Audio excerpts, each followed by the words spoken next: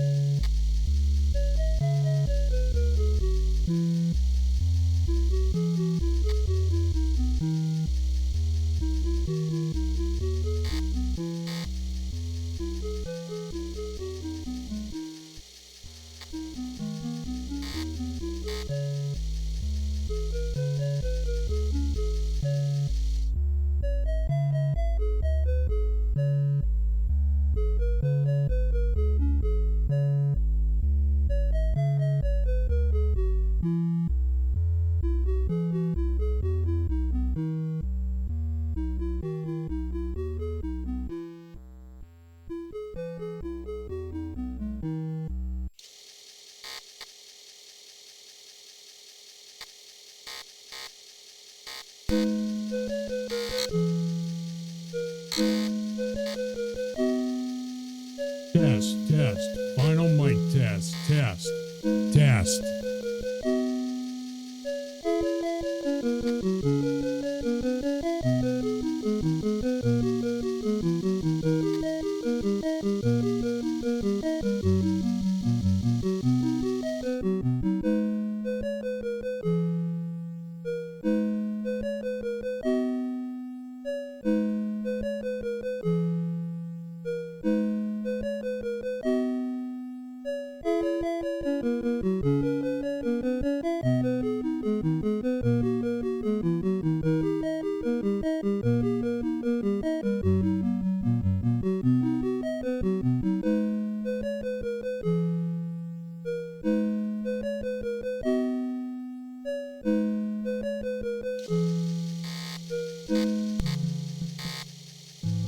All right, just give me a couple more seconds here. Making some final audio adjustments. This is episode 1. So I have to have the audio levels, game levels correct. Won't take that long. We'll be at it soon.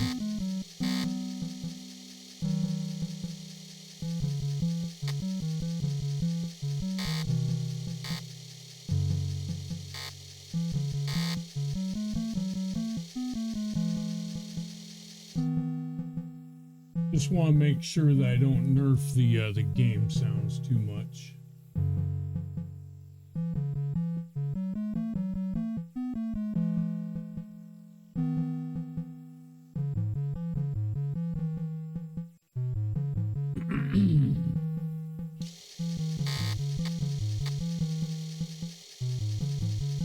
And test, mic test. Test.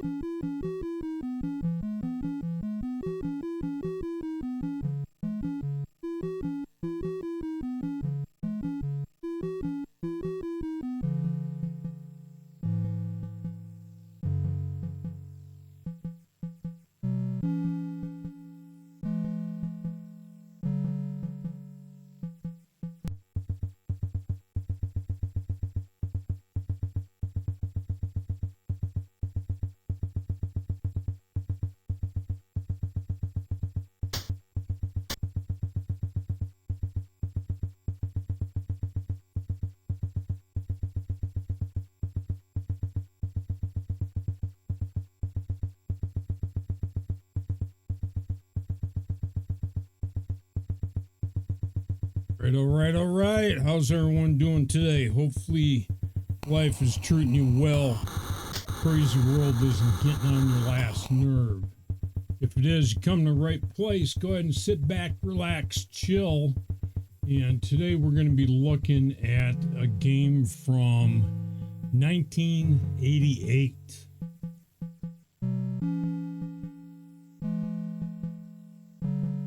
This particular game I didn't pick up until I think it was like 1990. So a couple years after the release on the Commodore 64. Title is Mars Saga, and it's essentially an RPG style game that is conducted not really in space but on a different planet, Mars. So, you know, something if you ever watch Schwarzenegger and stuff like that. It's one of those types of games. Go ahead and reset. I got this emulator that I'm using is full bore. It brings back memories. Anyway, go ahead and power cycle so it resets everything. That way may or may not engage the audio sound of the freaking drive spinning. Last time I didn't power cycle it, I just reset the system. The drive kept going. So back in the day, you used to load using commands. Even DOS used to do this, but I started doing this when I was playing games on the Commodore 64.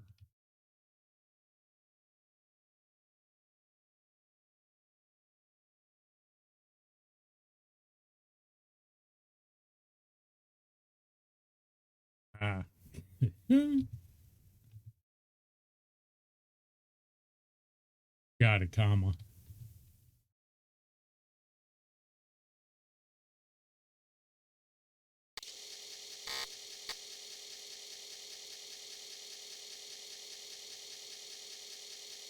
Get no shortcuts, no freaking open Steam and click on the button and it works. So on the Commodore system, never had a config sys or auto exec bat that you have to screw around with. So old style console, kind of. I mean, you could do a little bit more with the system itself than you could ever do with a console like the PlayStation or Xbox.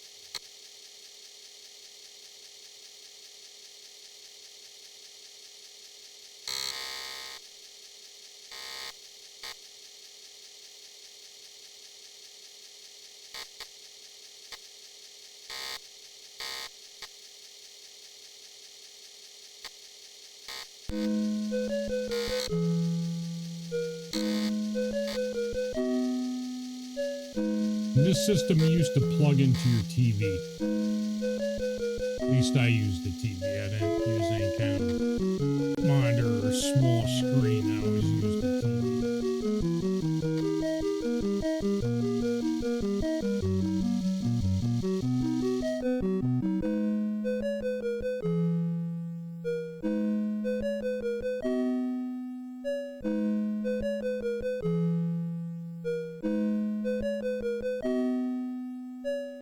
And let's see. Let me do one more fresh game. But before I do that, I need to back up a current character set that I forgot about.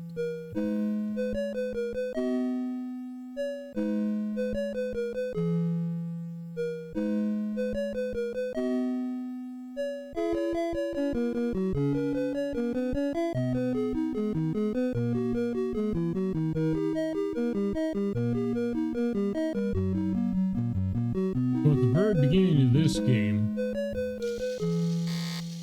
and see, I took too long, so it's going to go into its demo loop. That's all right. I'll let that run in the background.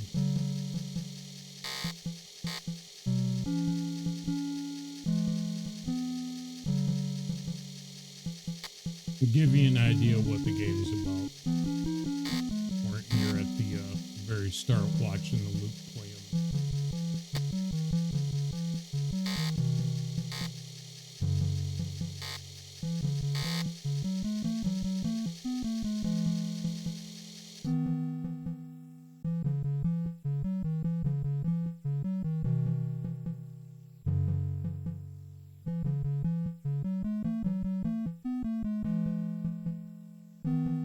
And the old way that you used to do this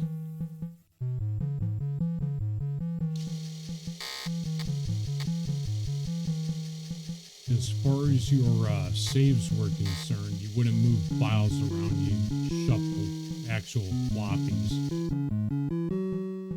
So if I wanted to play multiple times and stuff like that, or have multiple different games, I would just create multiple save game disks.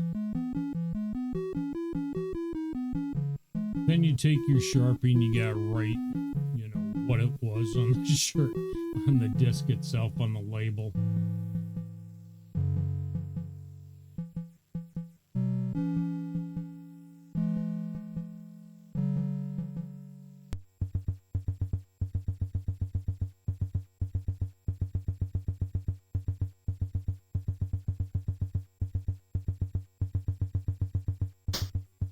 Alright, and we got our disk backed up.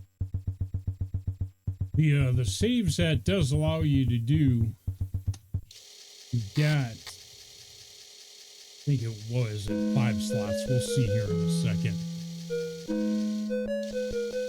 So you have got on your drive,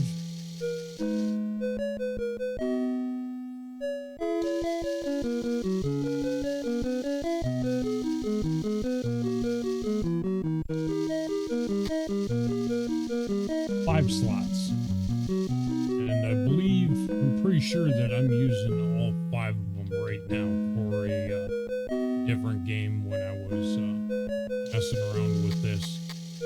This game is just as involved, you know, RPG style, is like the cool Radiance PD games that came out around the same time. A second here and I'll read that, guys, although you should be able to see that text on your screens just fine. Got the resolution bumped way up, so anything that you do see as far as not artifacting but jaggies or anything like that on the text is that's what the game actually looked like. It should be fairly clear on high-res monitors and TVs, though. Looks good in my TV in the air room. All right, you leave the controller's office where you just got your new assignment. Discover what fate has befallen Proscenium? Okay. We'll call it Proscenium. To get to Proscenium, you have to go through the parallax. But you're so broke, you can't even afford a ticket. Of course I can't. So I gotta do skullduggery shit. I gotta go thieving. Suddenly you hear a name called. Greg Erickson, an old friend, waves wildly as he heads your way. How What are you doing? He yells with a hard slap on your back. Do that today, you get assault charges. You tell him, other than having a stinging back and no cash, you're doing fine. I run packages for Saga Graves. He tells you. She runs the munitions store, pays great. Just don't ask any questions. She's looking for people, someone like you. Stop by and talk to her. See you later, pal. All right, buddy. Right, and so you think to yourself, perfect, you think. Like they said, right?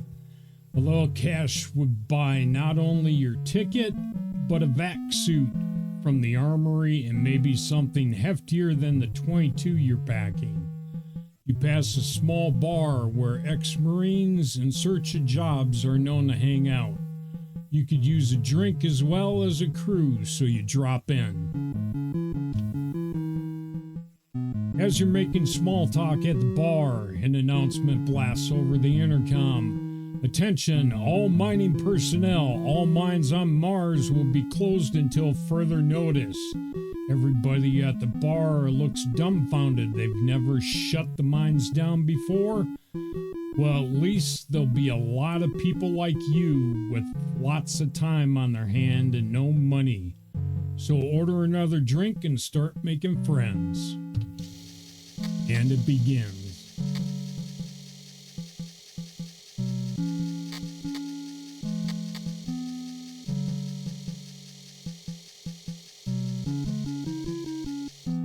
Okay, so shortcut way of doing this is, I'll do one long way first. So look for recruit, and you've got the choice of Army, Marines, Police, Mining, Merchant.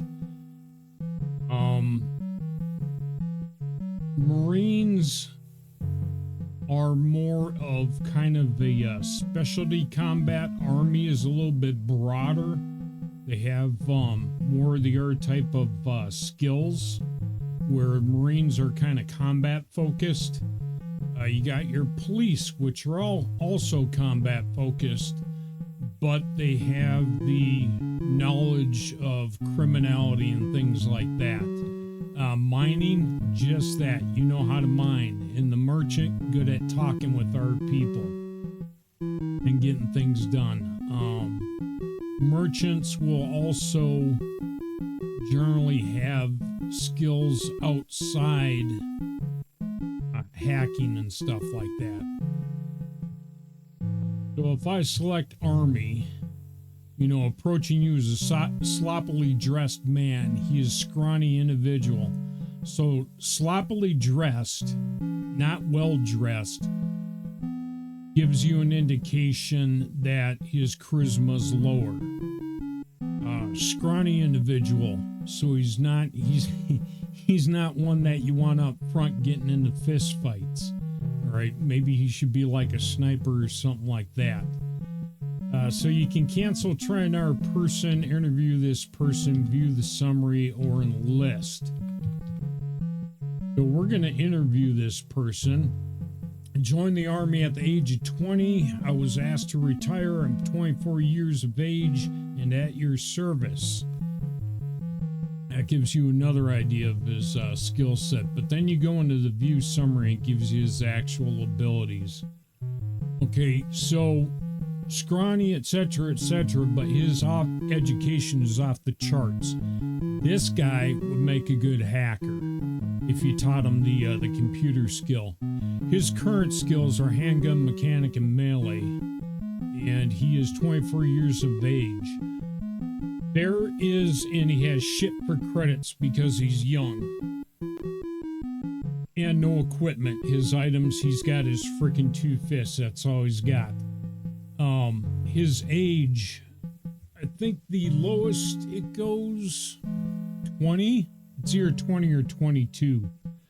When you get to a certain age inside your hires, the guys that you hire to be on your team, if they get too damn old, they'll drop out.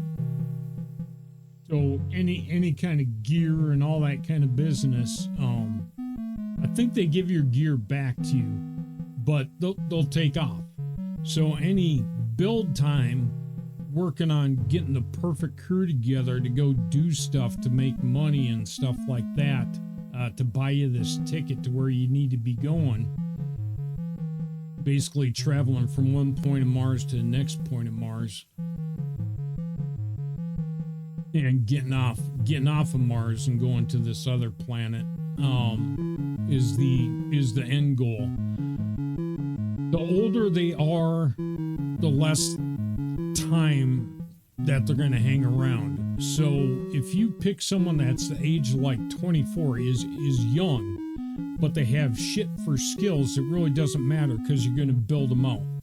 So the younger they are, the longer they're going to be in your group.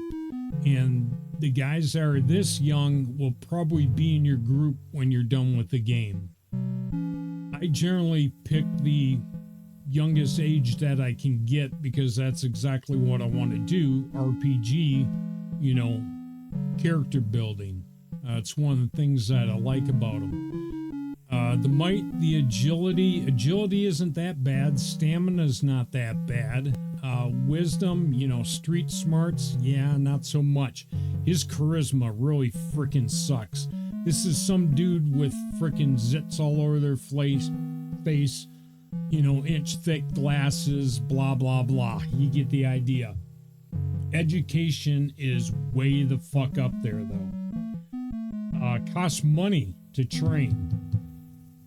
And someone with the education is going to have a high learning curve. So as far, like I said, as far as a hacker, I would definitely consider this guy.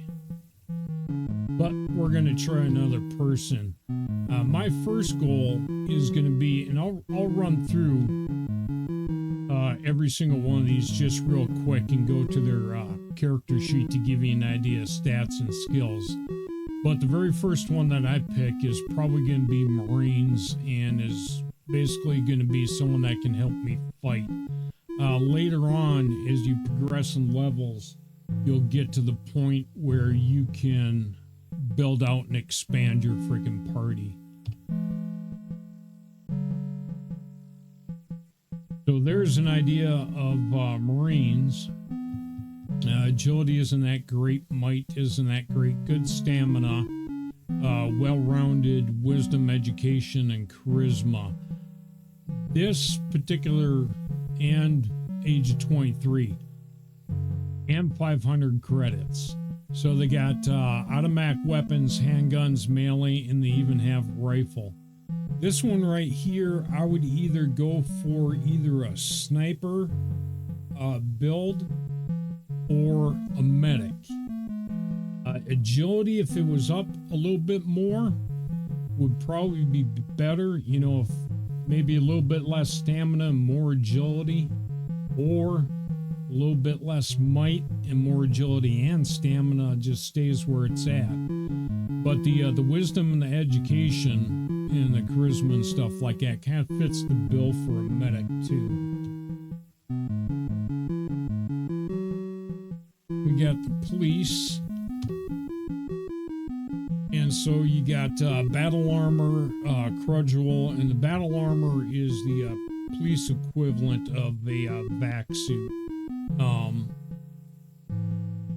They have to be a cop to have this skill. It's, like your SWAT wearing their, ballistics and stuff like that. Might is crap. Definitely not a fighter. Charisma's real high. Education kind of sucks. Age of 34, there's no way I would pick this guy. Crudgel, handgun, melee, and as a matter of fact, I'll show you what I'm talking about. We'll try another one in police again. This guy's a little bit better. They all get battle armor. They get Crudgel. Crudgel just stick, right? Handgun and melee. So might, is pretty much just below middle. Agility's middle. Stamina's a little bit above. Wisdom's right in line. Education's good. Charisma's good. 34 though. 660 credits though. So starting money. You can gamble in this game too. Lose all your money or make a bunch of money and get you equipment. And then we got the mining. And these also are guys that make good fighters. But you notice they got another skill, gambling. So they've got a good mining skill, gambling skill, melee mining, and their might's pretty good, agility, but they don't have any weapon. They're a brawler, you know, to start out with, unless you train them. And I might actually think about freaking doing something like this if I can get a high enough gambler. A stamina, yeah, stamina's crazy. This guy has hit points forever. Wisdom's okay, education's okay. His charisma, this guy's freaking somebody's butthole. Anyway, see if I can try our person in mining, see what kind of stats I roll next. So look at this guy's might and agility. His stamina kind of sucks though. But notice his gambling, melee, and mining. Those are good starter skills. But his age is 40. So he's pushing that retirement. This is a guy that wouldn't be around long. And his charisma also freaking looking like someone's butt.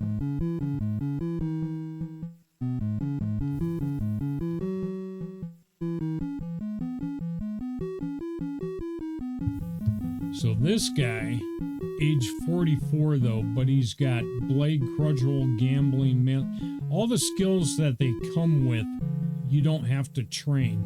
And they start out, see where his gambling is? That's pretty much what they start out as. That's like a newbie skill.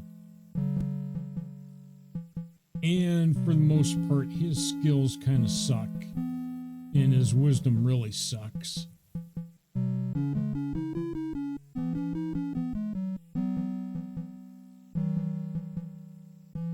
There's well-rounded, 22, has gambling skill, mining skills, got a couple extra points in it, even has 80 credits on him. And the charisma's not in the dirt. This would be a good base platform, and it would also give you someone with a little bit of skill in gambling instead of having no gambling skill whatsoever and going in and betting your money. It basically, what it does is it will raise your odds. That'd be another one I would consider picking. But let's go to the merchant. This guy's 23 years old, and his might sucks. But skills, administration, language, and street.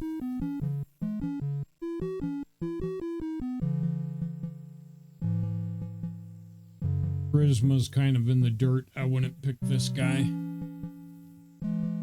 See if we can get another merchant with some other skills.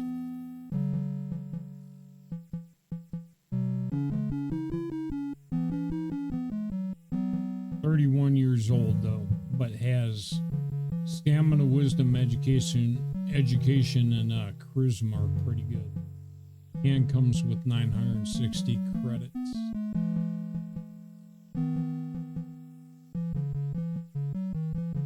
But if your credit pool is low at the beginning, you just gotta build it up. You just gotta kind of suck it up.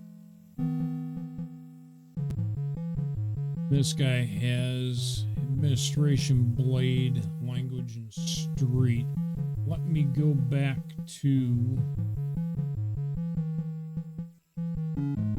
police. You know that there was one of these that starts with hacking, or at least I thought there was. I didn't think that you actually had to, you know, train someone in it. That's going to be the case.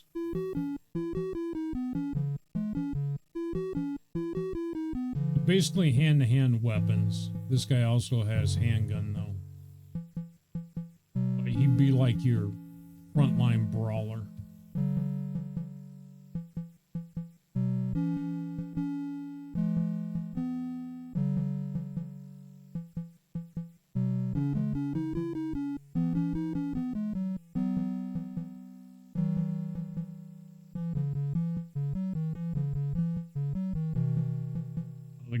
All the guys that are old miners look like somebody's butt.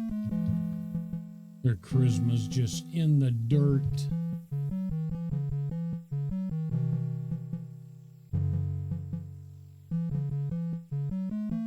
Okay, so this guy right here who's 30 is administration, language, strategy, and street.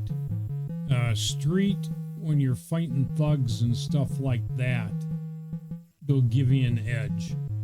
Strategy, if you're fighting against like trained forces, that will be an edge right there. Language, being able to understand what other races are saying, and then administration. Well, it's just that, administration.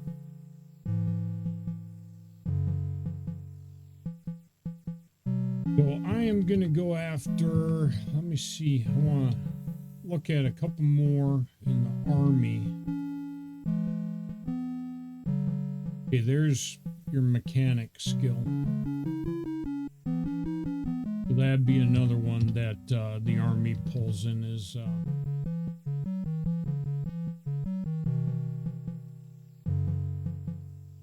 maintenance skills, so handgun, mechanic, melee.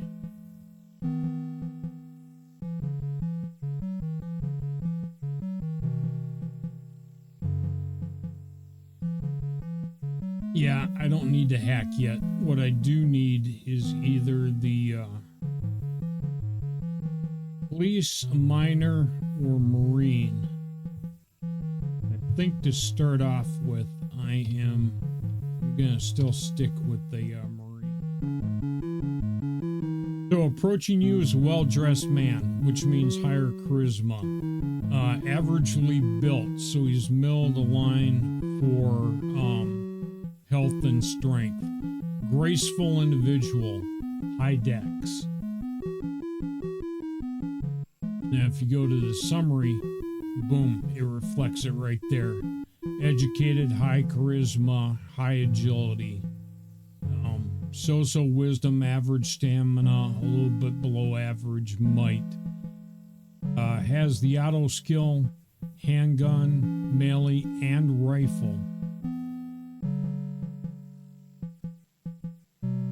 Having the auto and the rifle would be good. I don't need someone with a rifle right now. What I need is the auto.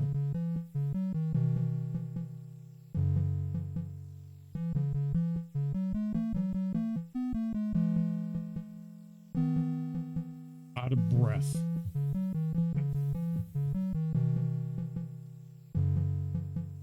Stamina's in the dirt.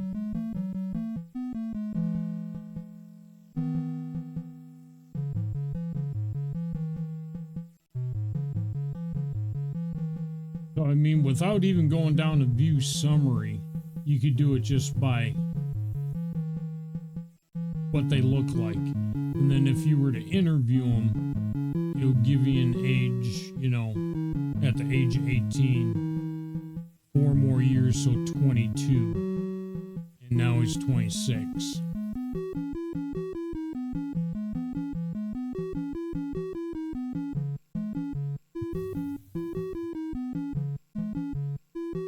He's got auto, handgun, melee, and rifle.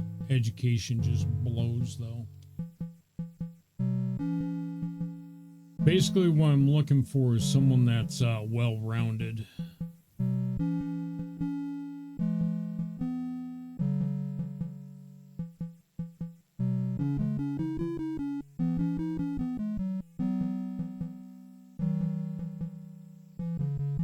That's actually pretty good. Stamina stamina's a little bit too low. This would be like my fourth hire. You know, if I had a miner, had the hacker, had my frontline marine, then I'd want, you know, someone like this.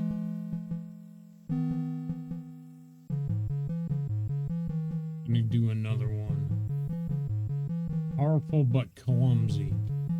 Go ahead and view anyway. Yeah, auto handgun, melee, and rifle. Stamina's good. Agility sucks, but you can also train in agility. So when one of your characters levels up, they'll have the chance to have so many points that you can go to the training facility, pay some credits, and pay your real hard-earned credits unless you got a gambler, which will probably be the second guy I pick up. I'll want a hacker that also has gambling skills. But you could train her up in agility, but it would take a while.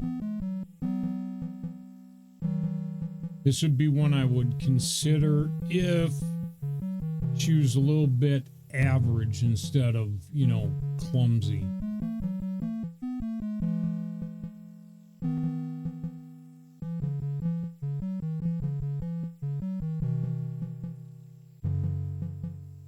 And education, yeah, see, as it really has no point him having a charisma that high. The only benefit that you would get from a charisma that high is he would be your guy that would buy shit from a store because he'll get the lowest price because of his charisma. But the guy with the high charisma, you want to be the social guy. You know, you'd want the merchant with the high charisma with all those freaking skills, and then like maybe something like hacking or something.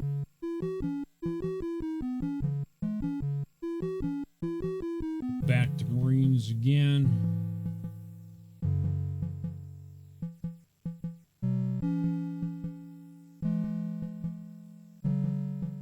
That 37. Okay.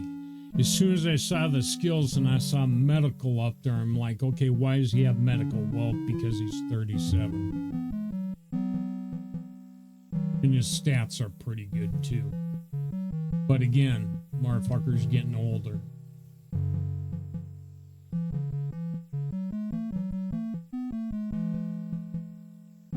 And again, 31. All right, now I'm going to stop messing around and actually look for the one I want.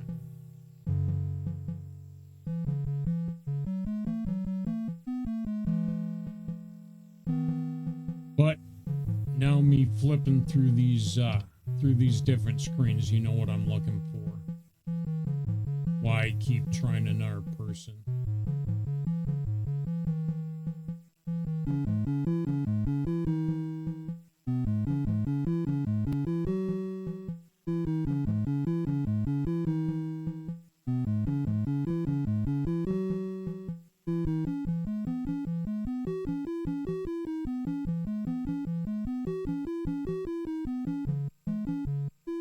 Stamina might be a little bit too low.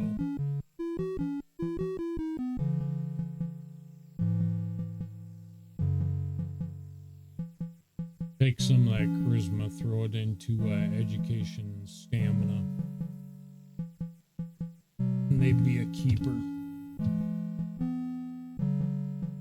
Spending this much time choosing your characters is freaking like your damn small business, or you're gonna do something, you need a guy on your team. You want the best that you can get, you know, for what you're gonna pay for. Likewise with this right here, if I'm gonna spend all this time training them up and shit like this, and I want them with the freaking group long duration, I want to have them, you know, try and have them until the end of the game if they don't die on you.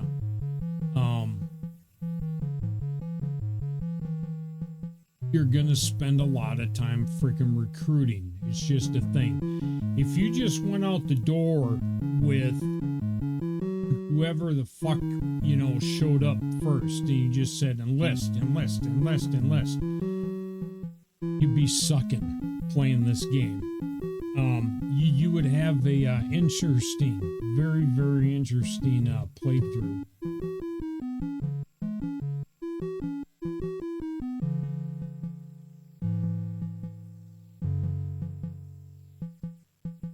And something like 24 isn't that bad. It's got a couple points in melee. But having a couple points in melee and then his might and agility suck like that, it does no good.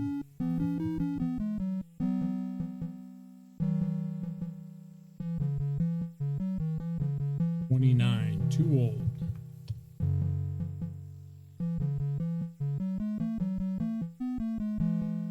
$37, too old.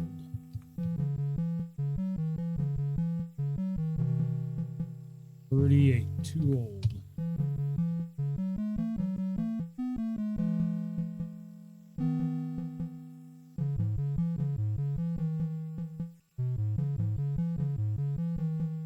And I believe you can get to the end of a list on bar. There's a couple R1s I should have actually just picked. Like that one army dude with the freaking crazy high damn education would have made an excellent freaking hack.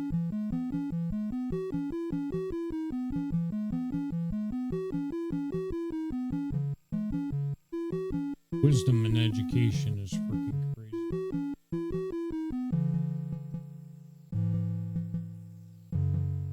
And the higher their stats are, the less money and time you have to invest their points to get their skills up. You know, so I mean, eventually what you want to do is have them maxed or pretty fucking close to max. When all their skills are up and when their might, agility, stamina, wisdom, education, charisma back their skills, you know, they back up their skills, they're freaking deadly as shit. About to switch over to Army.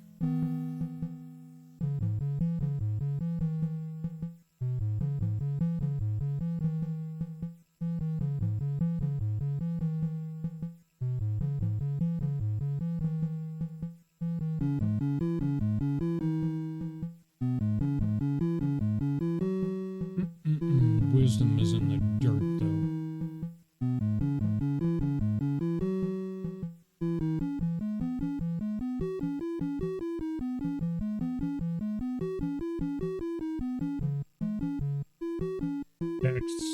That's actually kind of crazy. So 22, so he's the youngest that you can have. And his might is above average, his agility is average, his stamina, so his health is way the fuck up there. Average wisdom, average education, a little bit above average charisma. I think we found our guy. And has got auto handgun, melee, and rifle.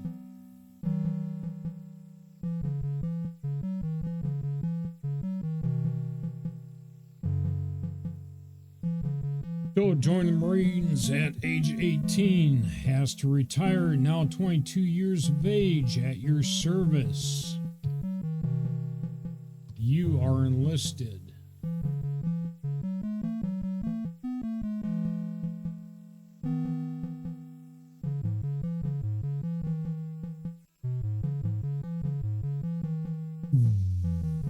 Yeah, think of an interesting name, right?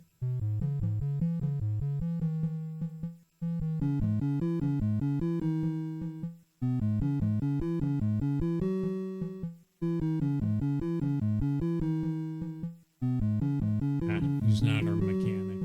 I'm gonna say Dano Gear, but he's not the mechanic.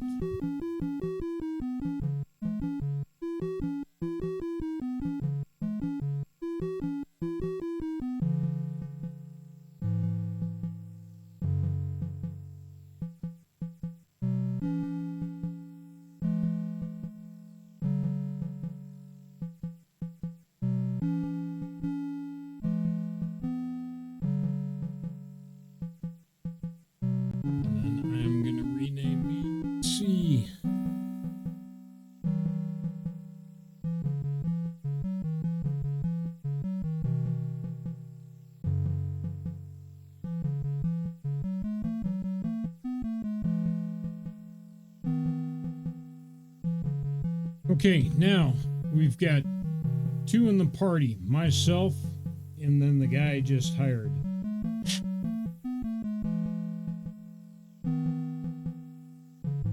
We go to look for more recruits because we're just starting out. No one's interested. And that will happen for a while until you plus up, gain a couple levels. So the other thing that's important is the first large section of the gameplay. You and this other guy are all that's going to hold it together. And if either of you suck at something, you're going to have a real shitty gameplay.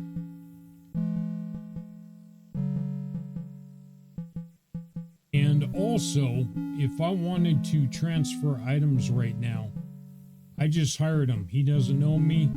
We haven't been any fights together, haven't been, walking through the freaking area in Mars. He doesn't allow me to take shit of his. He won't even share his money with me.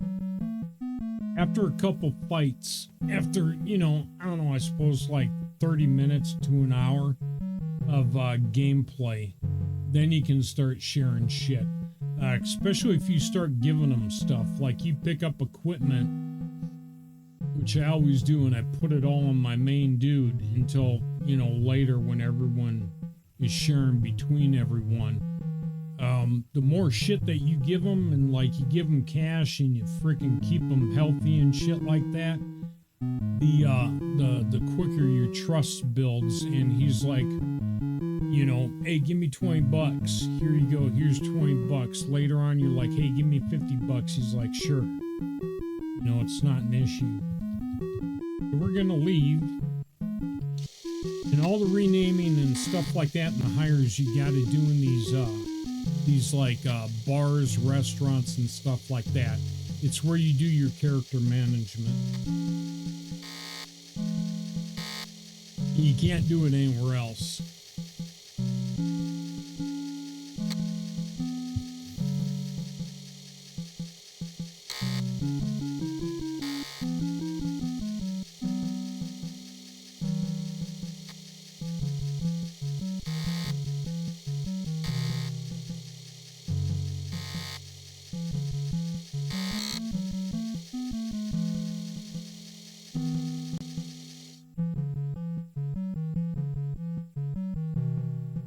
I'm gonna save to 1. Hopefully it doesn't frickin' go nuts on me, and hopefully it saves like it's supposed to. And this is what the actual game would do. It would pause the music while it's written to the disc. And then as soon as you heard the beer, and then it would start playing again. It was a successful save. Now, if you had your floppy sitting around and someone took a magnet to it, or it got scratched or damaged or something like that, it may be in the reader. You spent like fucking months playing your freaking game, and you're almost done, and this one freaking floppy that you didn't back up and make a copy of freaking gets damaged, and you go to put it in, to read your character or save the file, and it goes and then it comes up, insert, and it's like, motherfucker. You basically lose all that time. Today's day and age, it's like having a corrupted save file.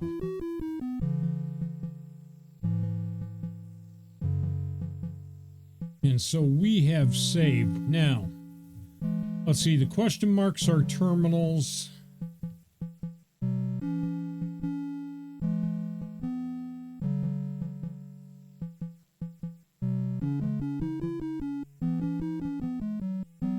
And we can go to a view map. P, police station. S, I forget what S is for. U is like the university, it's tech shop. S is strategy. It's where you learn your machine guns, where you learn your strategy, and there was like one or two other things in there. G is the gambling. A is armory. W is the weapons, where you learn, you know, like laser and tactics and all that kind of crap. H in the middle there, hospital. That's important.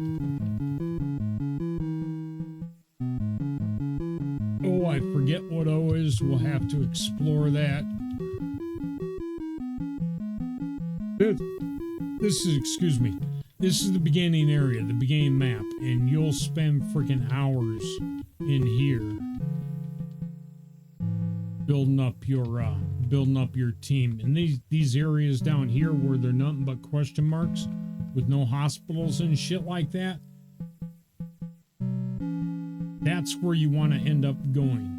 That's where no one's around to see you hack a terminal. That's where all the thugs, the gangsters, and all these other fuckers, the criminal element, hang out. So you can kill them and loot all their shit. It's also the more difficult area than the middle section, by like where we're starting out.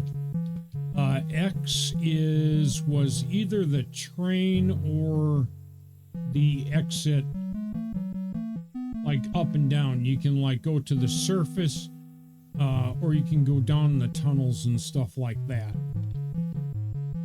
It's how you get to different map areas. B's are like bars or lounges. And this area right here is basically, after a couple fights up in the starter area, I want to get down here. That's where I picked up my I think it was an Uzi or something like that. I picked up an automatic weapon down there and was picking up armor. So the ballistic vest that you get off the bat, because my character being 22 doesn't have shit. He's got his fists, right? So we got to outfit him, and we got to give him a vest. Two things I can do. I can either buy all that stuff, which I don't have the cash for all of it, or I can get to an area where it's going to have freaking mobs that's going to be their dropped loot. And then once all your guys are outfitted and stuff like that, you just farm the shit out of those guys. Go over there to the R. I think it's R. G is like garage. R is it's like a pawn shop, I think was R. But you can sell all the stuff, all your loot that you're picking up. So eventually I want to get down there. But right now, we are just going to hang out basically in this area right around here and right around where the hospital is too. So let me look at the stuff that I got. So the stuff I got, the number to click is on the left and the quantity is on the right. So he's got his pistol and his flak jacket.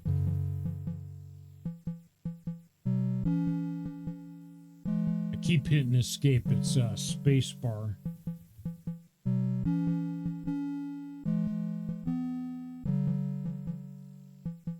And if you bring up the character sheet, it will also show you what they got. So he's got 450 credits in his two fists. His charisma is fairly decent. I think the chest armor is like $500, but we could get him. Now we're just gonna fight shit until we find some low-level gear, and then we'll go into a higher area. Start outfitting, but what I want to do is I want to go into this hospital. All your healing, all your medical, and all that kind of business is conducted in the hospitals. Okay, so as of Elevator door opens. The stench of high-powered antiseptics overwhelms you behind the semicircular desk. A nurse murmurs, "Take a number, please." The current number is 32. Your number is 61. Hospital waiting room experience. But you can heal wounds for 50, and that maxes all your stats for 50 credits. 50 credits is a lot of freaking money. I can buy a shit ton of bandages, which will do it incrementally based upon if I got a skill in it or not. Or if you're educated. If you have a high intelligence, that also affects how well you can heal. Not just the skill. So intelligence backs medical training. You can get to the point where your medic can get doctor training. You know, you go from like your first group into your second group and then into your final group of skills. Just another thing that makes this game fun. Do you see this in regular games that you got today? Not to this level of detail. I mean, what would be cool is if they took some games like these and remade them. You know, did a full freaking redo along with graphics and the whole 9 yards. I think it'd be insanely fun. You know, something like a Baldur's Gate, but it's Mars Saga would be awesome.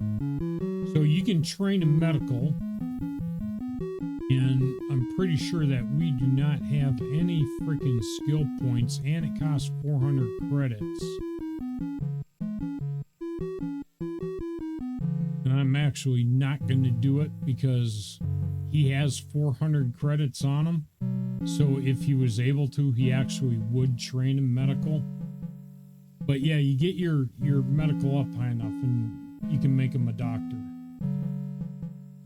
So, medical supplies, I am going to, they cost seven freaking credits each. So I am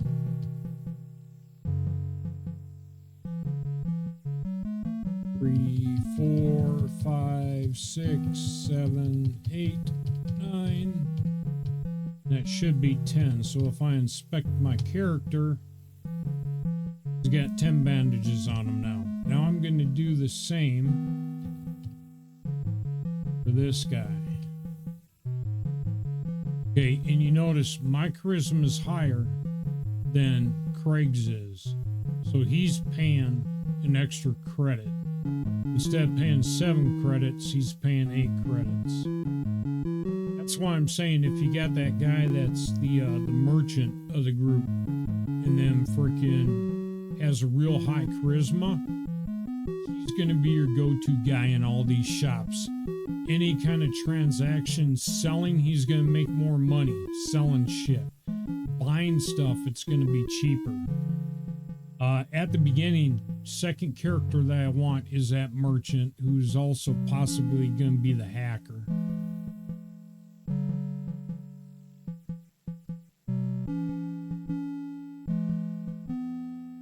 Two, 3, 4, 5, 6, 7, 8, 9, 10.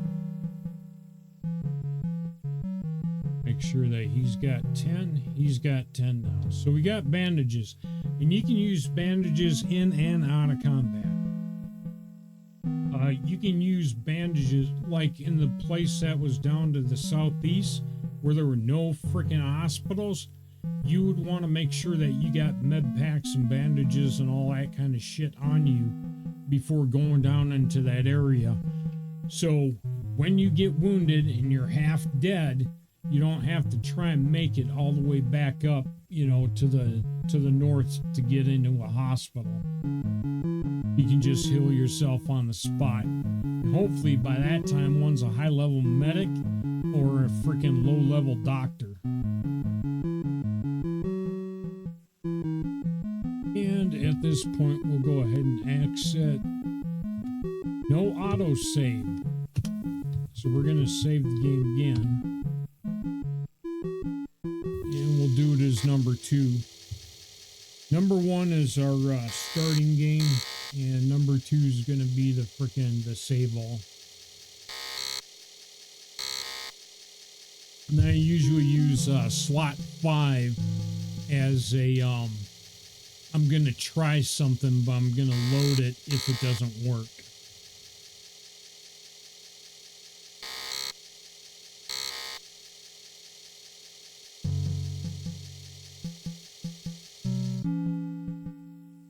Okay, and I also want to bring up the map real quick. Let's see. Now I'm gonna wait to gamble because I want someone with the gambling skill. Let's go to the armory. We'll go to Alpha, then Delta, go over to Papa and Whiskey. And the question mark down there, and I'll show you what all that consists of, what's in all that. And so walking through here, you're going to have random encounters. Run into people, run into muggers, run into cops, and you have a choice whether or not to attack them. The muggers, you see a mugger, you might as well freaking start shit with them. The only time that the criminal element is gonna not attack you is if you got more people in your party or it looks like you're well freaking armed. Right now, at the point that I'm at, every single mugger encounter, I'm gonna want to initiate so I get the drop, I get the first move. I don't want them attacking me and then they get to initiate and they get the first move. Go ahead and go in the armory.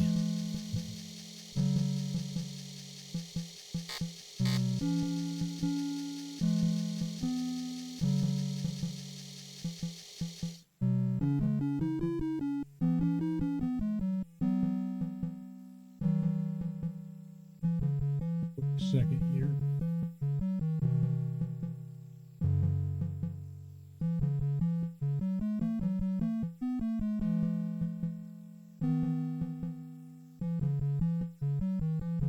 And I figured out all my issues and everything that I was having with, I had a little bit of hiccup with YouTube, but that didn't last very long. So everything on both streams where you're watching on Kick or YouTube should be fairly freaking smooth. And I also put it in a surround sound. Even for this, you should get a bunch of channels out of it. All right, clerk walks up, greets you as you step off the elevator. Hello, I hope I can help you. Your friend. Find body protection to suit your needs.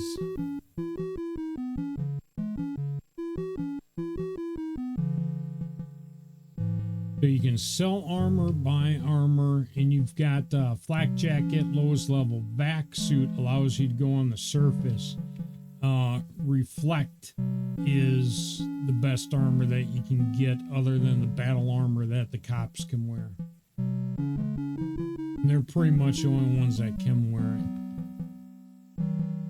it. 640 for a freaking flak jacket. So if I was to pool our credits, we could get freaking Craig a freaking flak jacket, but I'm not going to do that.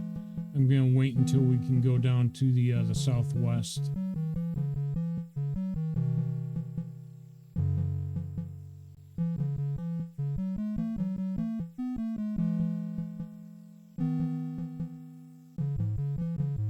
And I really don't watch this 3D screen. I'm looking at the map.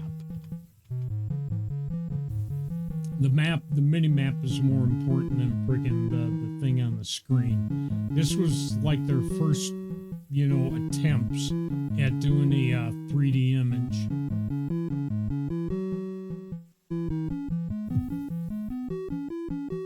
Kind of get that first person, early make yourself sick, Duke Nukem feel. Personal Development Center, yeah, we'll go in there. And this is where you can boost your stats. Not all of them, but some of them.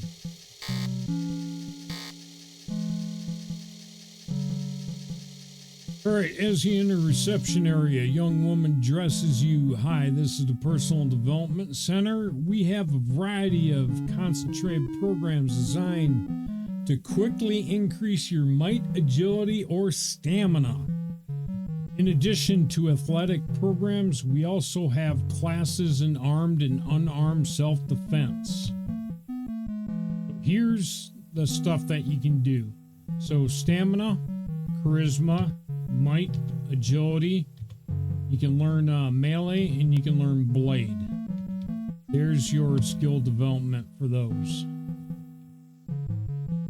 And also you notice that that was D. There's another one right there.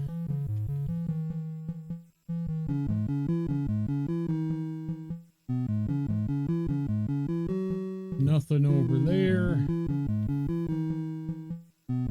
There's a D right there. Nothing over there. Nothing over there.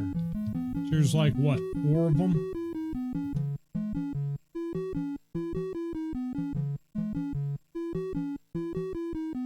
Okay, now the other thing, one of the things that if you get a record for doing something, you want the hacker. The hacker can wipe your record clean so that when you go into the police station, you don't get arrested or fined.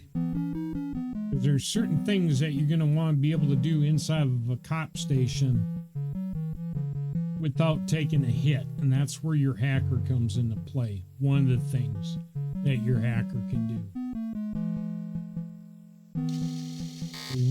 We're clean. We ain't got no issues.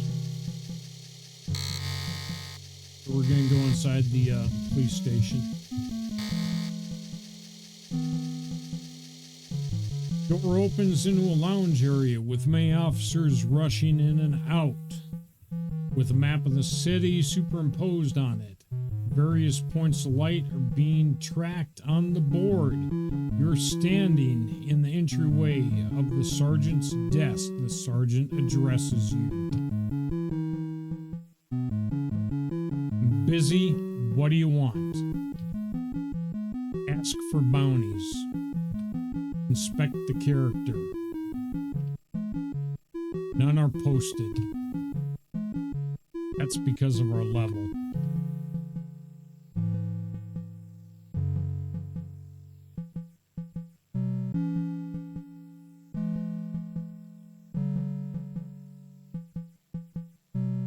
Okay, Thug is watching us. Hell yeah, I want to attack his ass. And yes, I want tactical combat. You got 2 choices. Either you can control the combat and tell you guys where to move, or the computer decides for you. The computer does a shit lousy job and will get your party killed all the time. Do it yourself.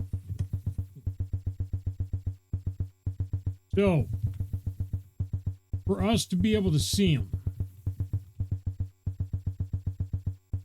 we're going to want to move over there. And then once I move over there, I want to shoot the bad guy. And I want to keep shooting the bad guy until I have no more actions. Go to the next character. I want him to move. Too far. Try anyway. Yes. Begin combat. He's soaking all the damage. Okay, I moved. I got line of sight to the enemy. No, I want to use a new script because I want to shoot him as many times as I can. So, shooting him with my pistol, and I'm just going to go over until it tells me no more actions. I'm going to go next character. Continue moving. Yes. Begin combat. No. He's fine. Go to the next character. Move. I want him to keep moving up there.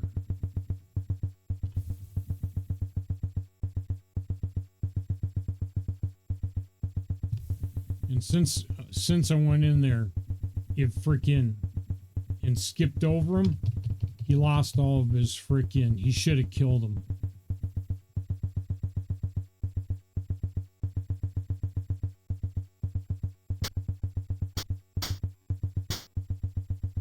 And there it is. So he drew the fire.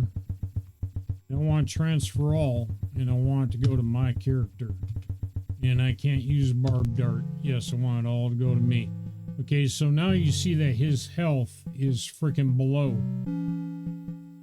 It will raise, I think it raises the health first, and then it will bandage up your stamina. If you went to a medical and paid him 50 credits, it would raise everything up. I don't have the money to be doing that right now, so what I use, he's going to go ahead and heal himself.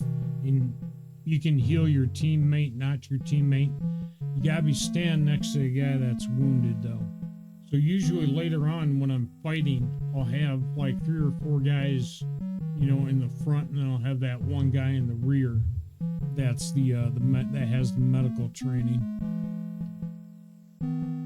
So I take it back. It did the stamina first. Now it's going to do the. Kind of funny. I wonder which one it trained. Okay. Now it's doing the stamina. So it healed up the health and did the stamina. Let me inspect my character. His education is average. It's not too bad, so he might also do well to have medical skills later on. Might make him a medic. And you always want to keep, after each fight, you want to keep you guys topped off. And the reason why I bought bandages is so I don't have to go looking for a freaking hospital.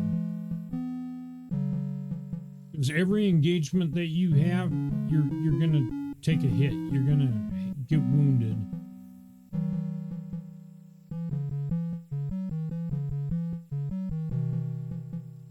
And that raised us 100%.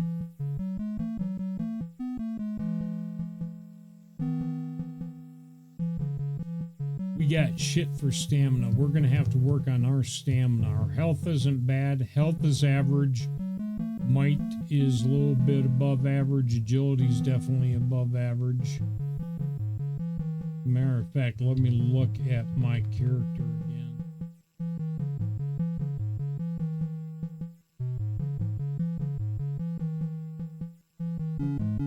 So my charisma is way up there. My might's pretty good. The agility's good. Stamina sucks. Education sucks. So my first 2 stats that I'm going to want to work on, and I've got some street, and I've got some administrative.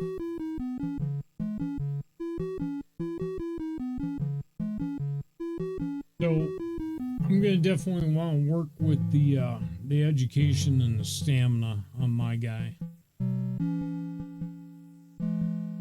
And now that we got some of that crap,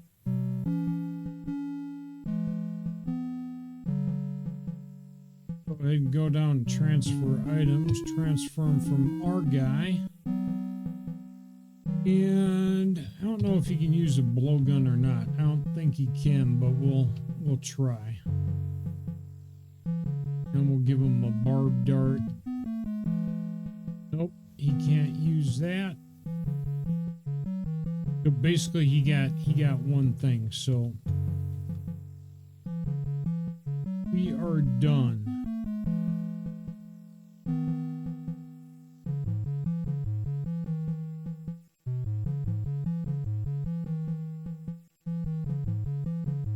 What?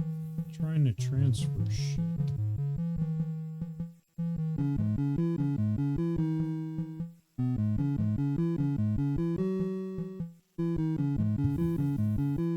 Maybe that was the barbed dart is what I actually had him.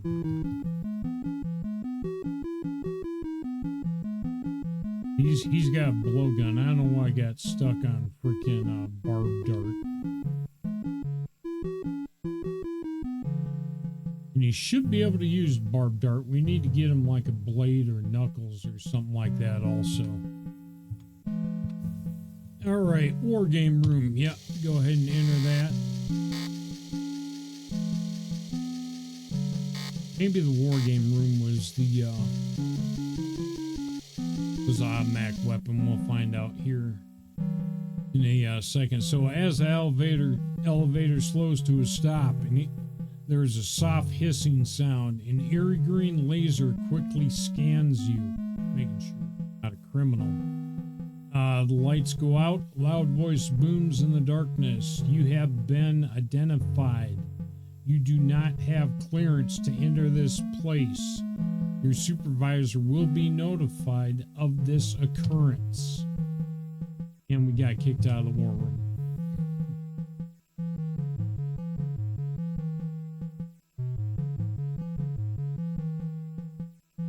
Go back to view map. So we got our bar. So we'll go up to B, C, G, R, B, and U. Matter of fact, let me run down there. So there's the terminal. Yes, I want to use computer terminal.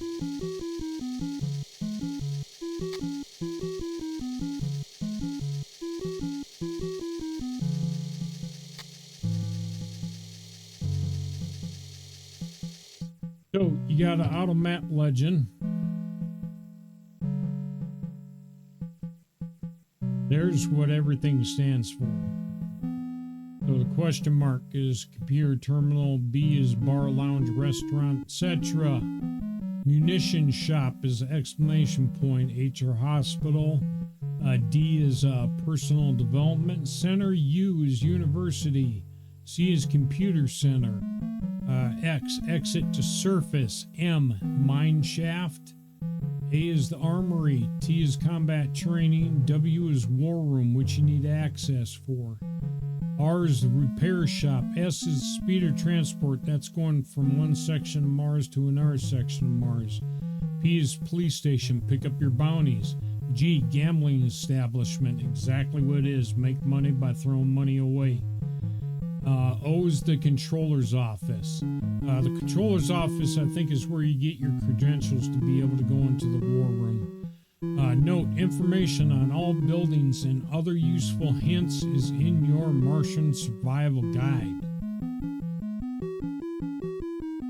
So, facts on Mars, soil content. Most Martian soil conforms to the description in the Martian survival guide under life forms. However, there is a strong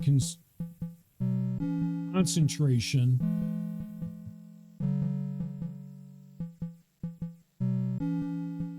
of ilmenite, all right, and raw titanium at ancient volcano sites. Titanium's a good one. The poor Martian cities are built in the old mine shafts at these sites. Although Mars is geologically sound, the mines are best left to individuals trained in mining. You need a miner to go in the mines to keep you safe and to be able to mine anything that's in there. Atmosphere. Martian atmosphere consists of 95% carbon dioxide, 2.7% nitrogen, 1.6% argon, and 0.15% oxygen. Due to the very thin atmosphere, aircraft are impractical, even though gravity is only 37.5% of the Earth's. Therefore, ground-based transports called speeders have been implemented. Now you know how you get around. Indigenous life. They like spitting acid and shit at you. Martian indigenous life consists of a variety of exoskeleton burrowing animals that feed off of bacteria found in Martian soil. More detailed descriptions are available in the Martian Survival Guide. New life forms, although scientists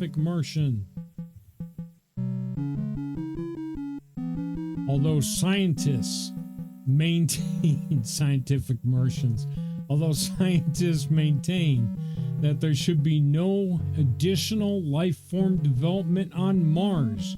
There has been an increase in the number of unexplainable life form sightings. Hint, hint.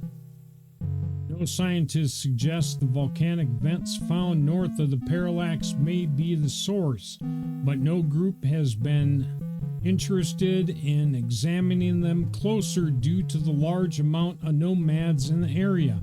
Hint, hint number 2. Want ads. No want ads because we're new. System. Restricted. Who will attempt? Who wants to hack? Who wants to clean our record? Who wants to steal money? Who wants to give us access to the war room? I remember how you get in the war room. You need a hacker to give you access to it. Mail. Job op. Need someone to run a small errand for me. The payment will be 1,000 credit up front and 4,000 when the errand. No, we are not gonna. These job opportunities that they have you do are freaking. They just throw them out there. You might not have the crew or the skill to be able to do them, but they're out there. Been a rash computer hacking terminals. This practice has got to stop. To deter the hacking, Martian police force has deemed that hacking with the intent to access restrictive material like the war room is misdemeanor, punishable by fine and or detention. This op.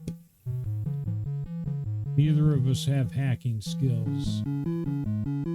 Neither of us have hacking skills. No hacking skills. See why you want a hacker? Go ahead and log off. That's what you find at the question mark terminal. And you need a vac suit to go in certain areas. Vac suit or the reflective. Reflective is armor plus the protection against the elements.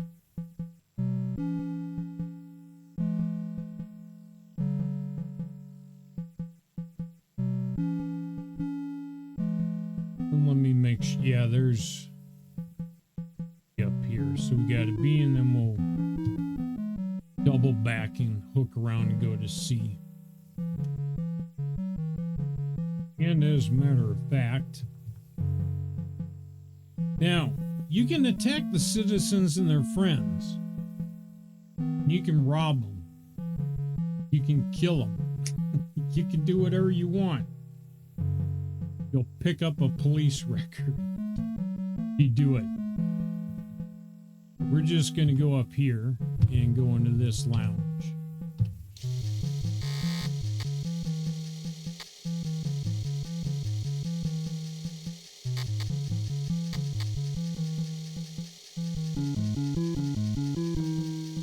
Different lounges are going to have different characters with different stats at a higher level.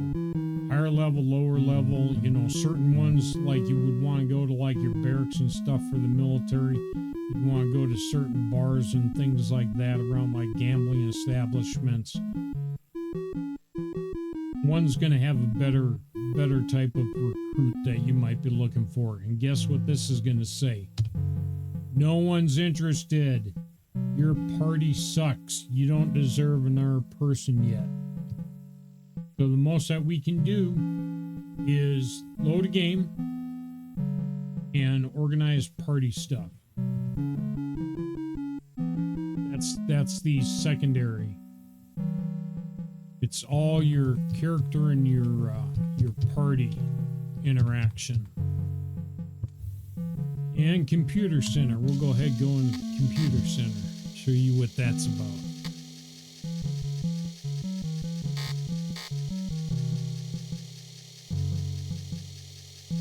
Alright, the room before you is filled with terminals, a consistent background noise of whining monitors and clicking keys. A along with the odor of stale coffee, cold pizza.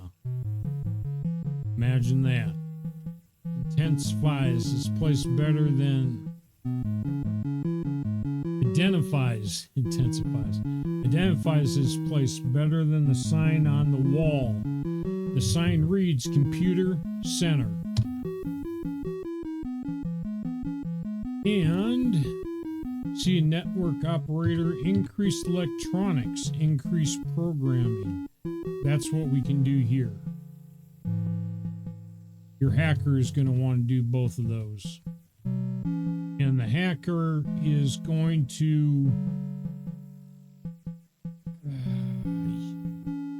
intelligence. The higher your intelligence that you have, the higher your education, the more points you'll have for other abilities. Everything else is going to be between like that one pistol that he can equip and use, and everything else is going to be hacking shit.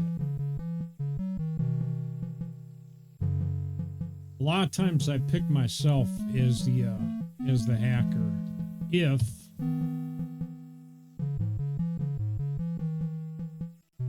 I've got a high enough education, which I don't.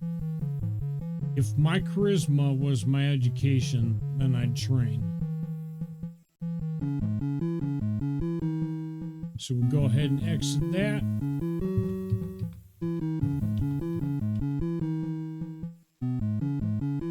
And a hoodlum. Yep, we're going to attack a hoodlum. Yes, I want tactical combat. Okay, this is decent. It's closer. He's got the advantage, but we could see if I had two shooters, I'd have one move up north, the other guy move down south and catch him in a crossfire because he's in like a fatal funnel. But right off the bat, I don't have to move anywhere. I'm just going to peg the shit out of them with as many times that I can hit them. Next character, I am going to move Craig just a little bit forward so that he gets attacked and I don't.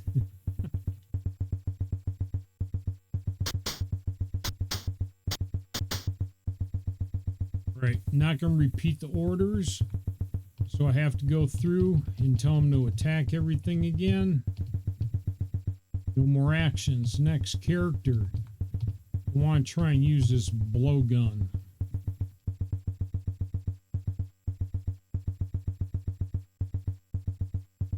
Blowgun. You can just shoot it at the spot, or you can shoot it at the opponent.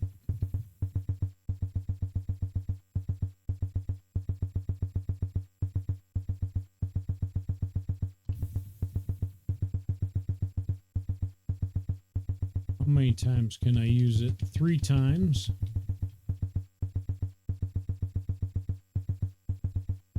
All right, 3 shots.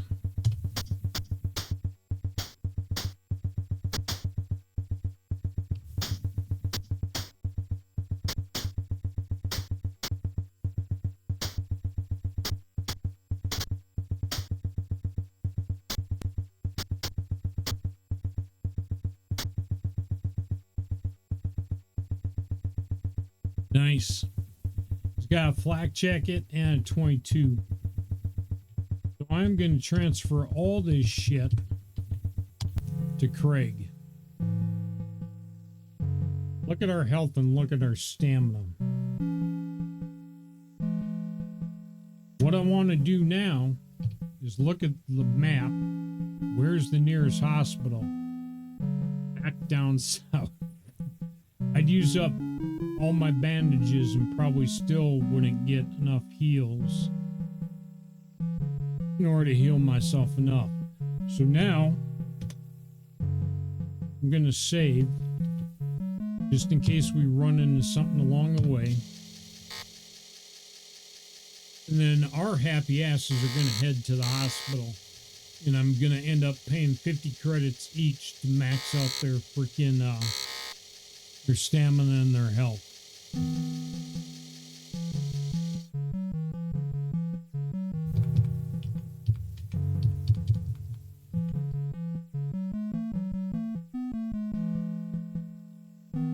No, I don't want to attack citizens. Yes, I definitely want to go in a hospital. Please. Freaking dying here.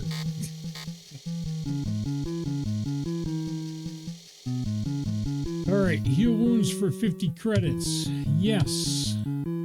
Heal wounds for 50 credits. Yes. The heal comes out of the guy's pocket that's getting healed. So if I had all the credits when I went to heal Craig and told him he's the one that's seen the freaking medical, they pay for it. Whoever you choose to freaking heal it's coming out of their pocket. And that's why they've got the transfer items. You go in transfer items, you can pool credits to one person, take all the credits in the entire party and pool them into one, or you can just take them and divide them up evenly with everyone that's in there. Alright, now I'm going to exit a hospital. I have exited a hospital. I'm saving again. There is no autosave, boyos.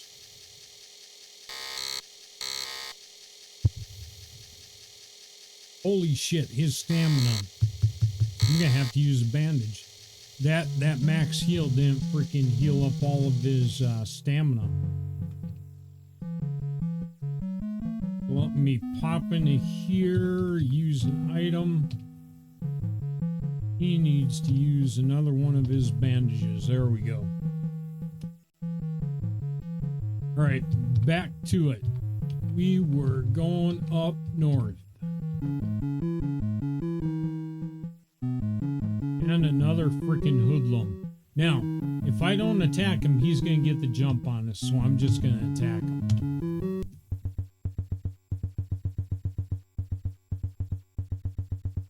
Yeah, I'll show you. So both of us have got pistols now.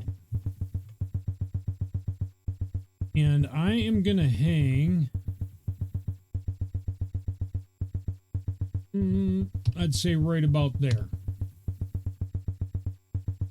And then Craig is going to go back right to the corner. The hoodlum has got to come from where he's at and come around the corner. You can draw them in. They'll move if they can't see and fight you. You notice that he's going to go across and he's going to come around the other end.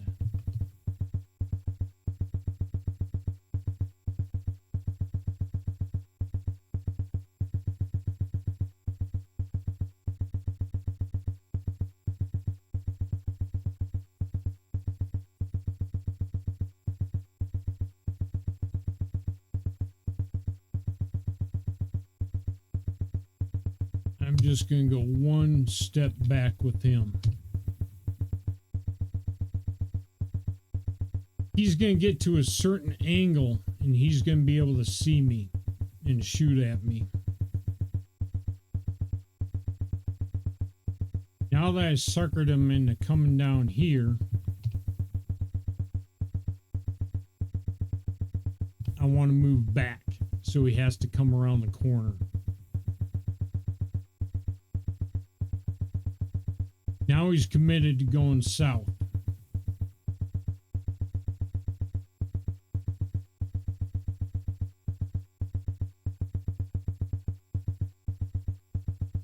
And as a matter of fact,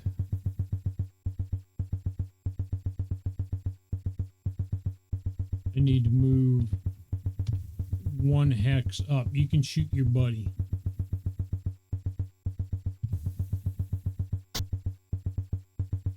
And now we can start shooting them. We just basically drew them into the our freaking area that we wanted them. Where that becomes more effective is when you're dealing with multiple freaking guys attacking you. And if there was a whole team up there and you have one guy that was around the corner to the east and north there, the northeast, they might send guys around that way too. So I mean, kind of fatal funnel them. You also don't want to necessarily be caught way out in the open. They might be good at shooting where you're kind of sucky at shooting. The closer they are to you, the better chance you have of hitting them. Likewise, you notice how this guy's hugging the corner. So it's like he's basically hiding behind the wall and he's freaking, you know, doing a pop out.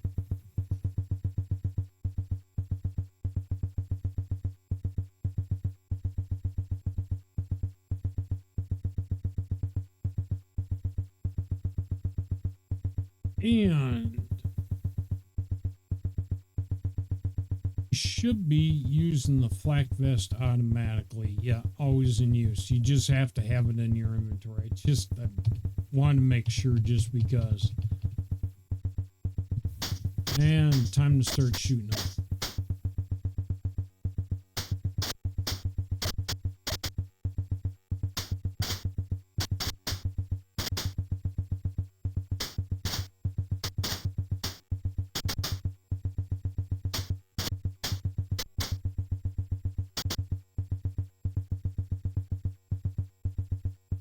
I will transfer all of that to me. I'm going to save that for our next character and get them. And you notice, see, the other thing with this is if one of my characters is taking too many hits like that and it's a ranged engagement, I can move forward and they can move back a little bit. And then the mob will start shooting and engaging me. They engage the closest threat. Remember that when you got your medic moving around healing people.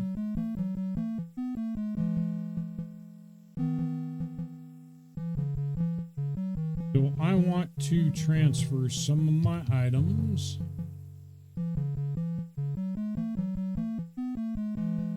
From me, bandage, break.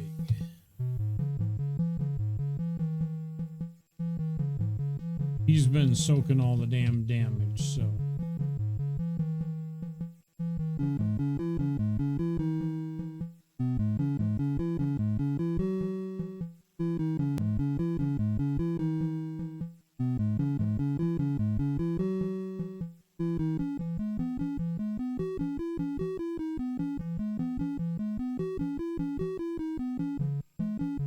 He got wounded heavier than freaking last time. He just used four bandages or 5. He used 5 freaking bandages. Oh, I got 6 left and he's got freaking 4 or 5 left. After that engagement, I'm going to go ahead and save again.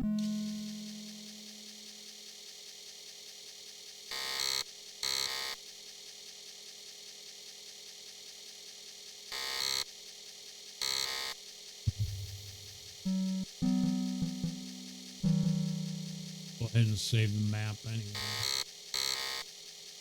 Really shouldn't need to because everything is already auto exposed where I'm at. If I was somewhere where it was using a fog of war, let's go in here and gamble. Show you what that's about. This is also a good, if you got someone that's got a high gambling skill, you can come in here and friggin' knock this. Who's gonna play? I'm gonna play.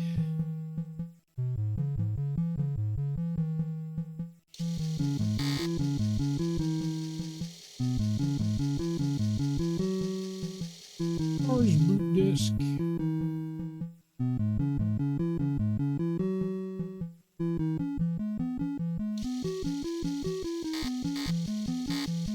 This emulator that I'm using, I've got it set up to freaking I got like a list of 4 discs, 3 computer discs, and then freaking or 3 game discs, and then freaking 1 player disc, my save game disc. And it will ask me to like flop through them, you know, insert this one, insert this one. Usually it's just the 1 disc, but if you go into certain areas, it will ask for a different one. And usually it's good for the whole map. Okay, so we want to bet. Yeah, I'll keep it at 1. Go ahead and play. Need to place a bet. Mark some squares. So I will bet. No, I don't want to change. And this, I mean, this is it. This is just plain, you know. I'm just guessing.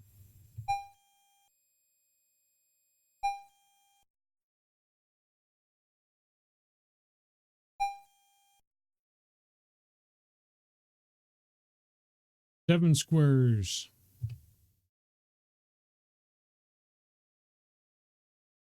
And now we want to play. Do we hit? No. Didn't have high enough.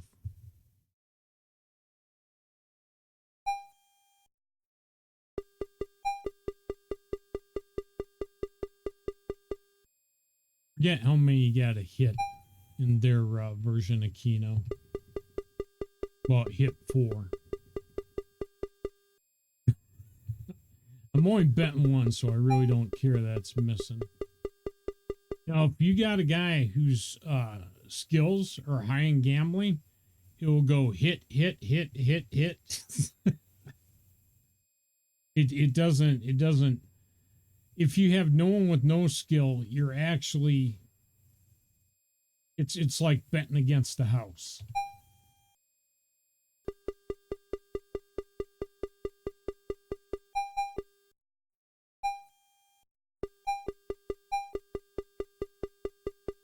Total random chance. Which is the way I selected my numbers too.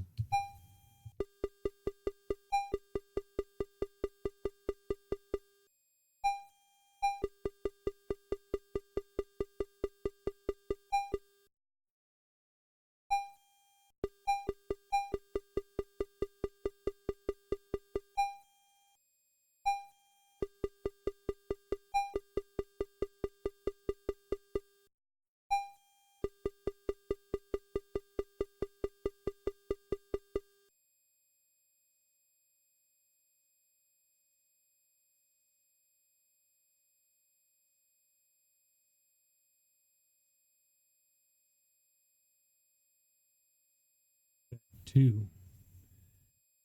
Let's see. 11, 21, 25, 26, 44, 47, 67, 61. Can't get 61. Use them all up.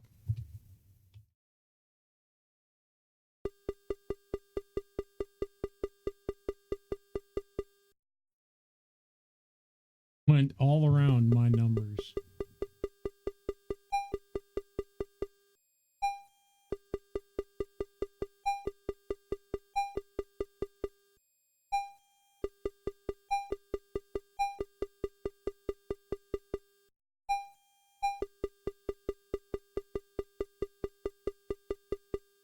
Just like slots, the more you put in, the odds shift.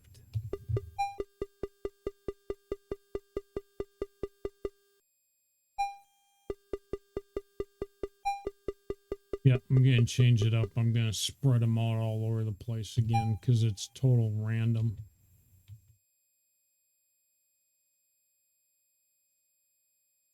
I'm going to stick with 2, but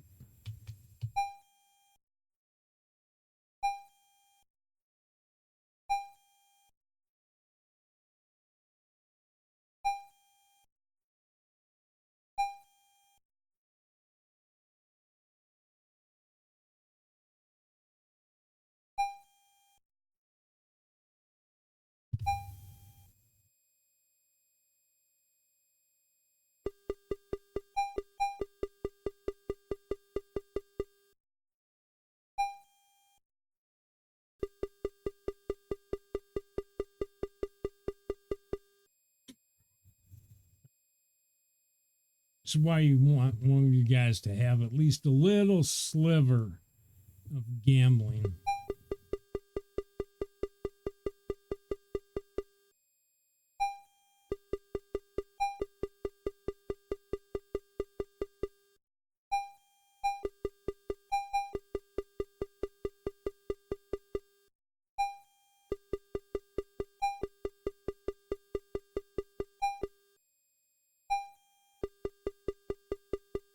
Now I'm looking at are the patterns that's thrown out right now.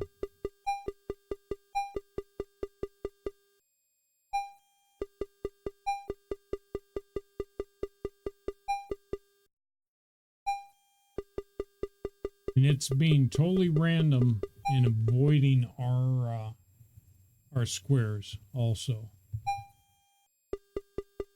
We're at a net negative because we don't have a gambling skill. So like those other ones that landed around, let's see, it hit on 25 and 34, and we've got 35. That 34 or that 25 could have hit our number, but because we don't have any skill, it like pushed it away from our number.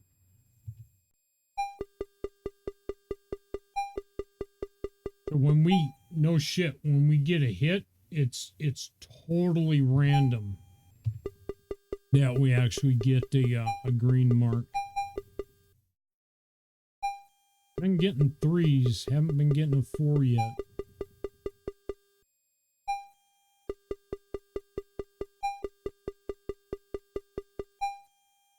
And see,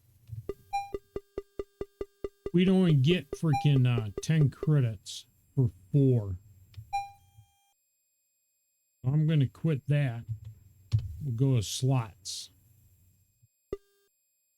And I think if I remember correctly, I mean, it's from a long freaking time ago, right?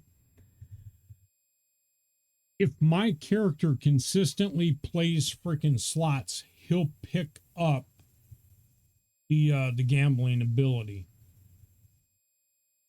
Pretty sure that's how you acquire, you know, if you're untrained in gambling, I'm pretty sure that's how you acquire the skill, is you keep throwing money into it.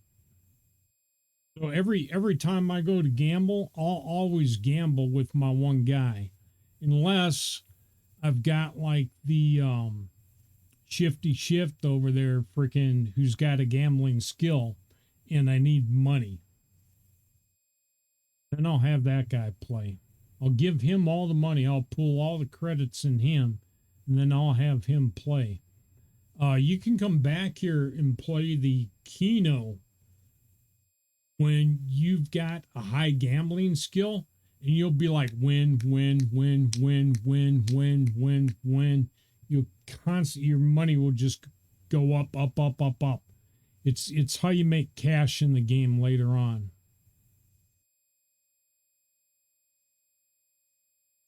Let's see, what do we want to bet? We're going to go for 2s.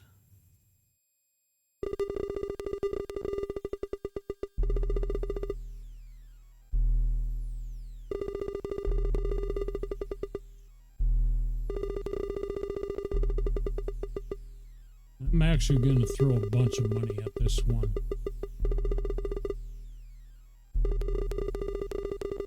Get up 350 and I'll raise my bet to 5.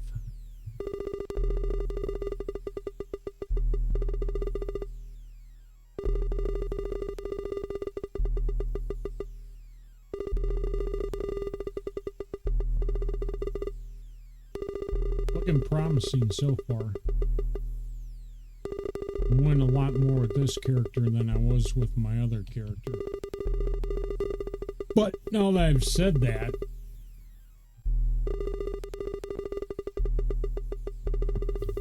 okay, there it is. Raising the bet to 5. If it hits 400, I'll raise it to 10.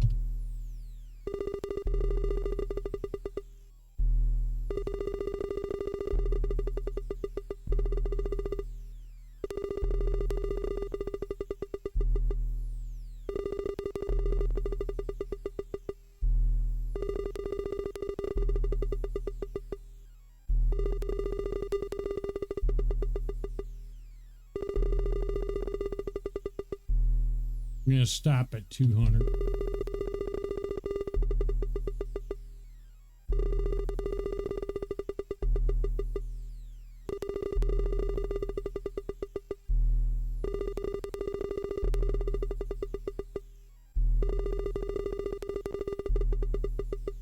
Have not won in a while. Should be rolling up. Or this machine's just going to take all our freaking money.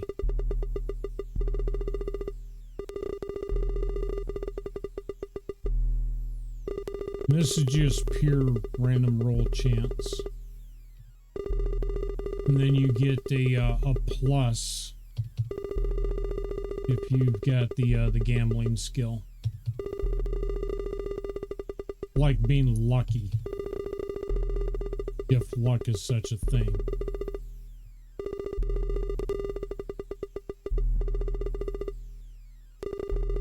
If I was playing this slot real life, I'd still hang around. It's still freaking doing that minimal.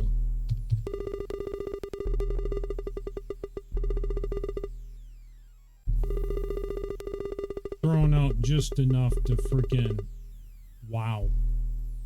Nice. All right, said I go to 10, right?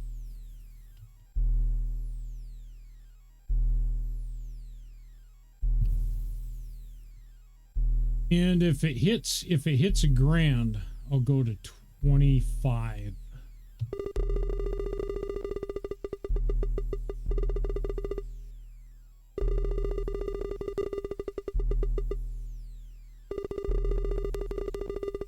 I'll stop at 500.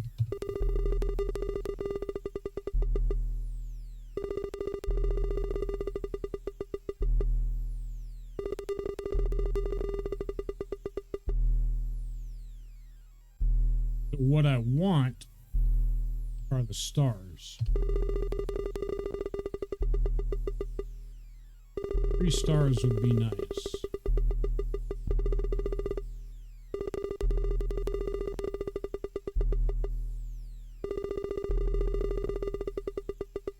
Slots is more fun to play in this game than Keno, but Keno's where you make your money.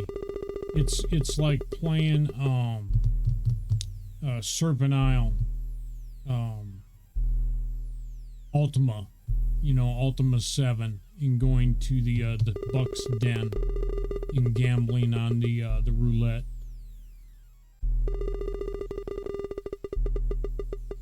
'80s and '90s games had freaking gambling all over the place. I don't know what the hell people are complaining about. You know, gambling this and gambling that and loot box this, loot box bitch. Gambling has been in freaking games since the conception of games.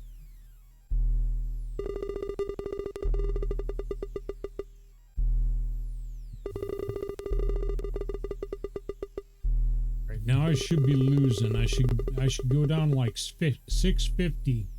And then I'd expect to punch it a couple times and then hit the big.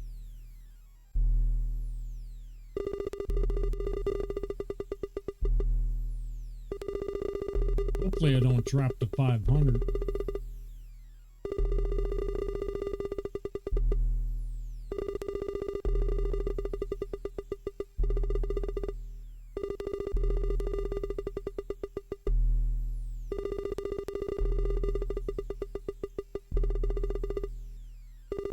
Staying alive, they're paying for my roll. I mean, so far, they're paying for me to play. A freaking 500 hit was kind of crazy, though.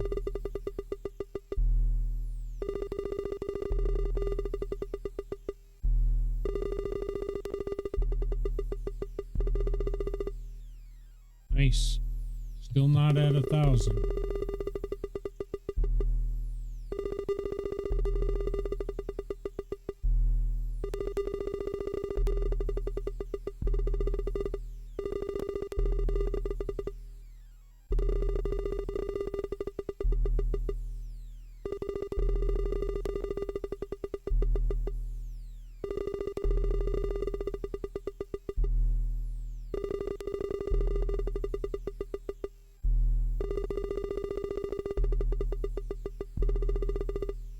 So each time I go up 100, I'll freaking raise my my deck.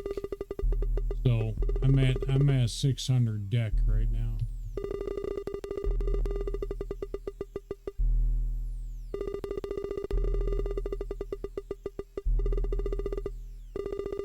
Yep, paying to play.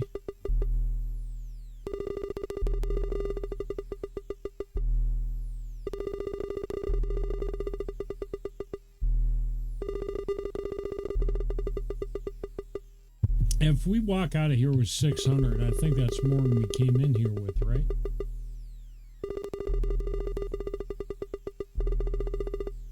Be nice to hit it big a couple of times, then and have cash to go buy shit.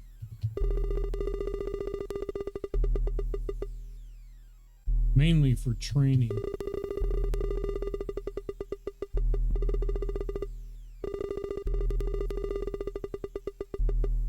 Right now it's just kind of balancing. It's like win pass, but I still see it, you know, bouncing between 60 and 40. It hasn't gone into a slump. Now that I've said that, still doing the low.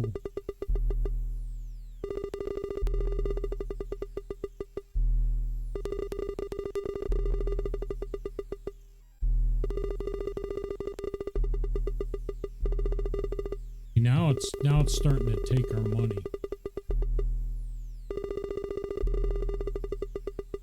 Usually, when they take our money, it's either going to pay out or it's going to keep taking our money. Like I said, my deck is 600. So I'm just going to keep going until I hit 6. See, now I'll put us at freaking okay.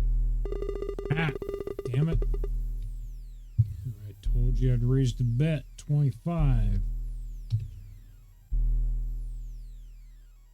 Okay, so the max that you can bet is 20.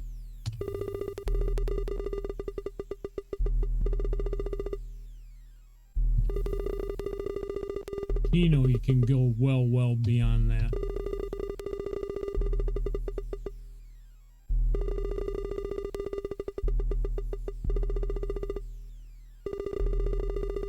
Now we'll see how much money we can rake in. Let's put the freaking deck at... Just put at 700.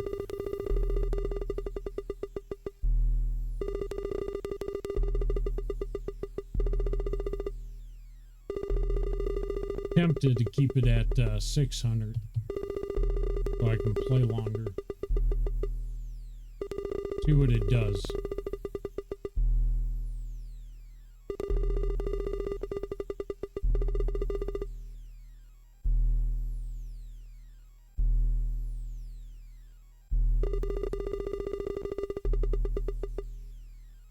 And those the numbers that you see next to the payout, those are multipliers.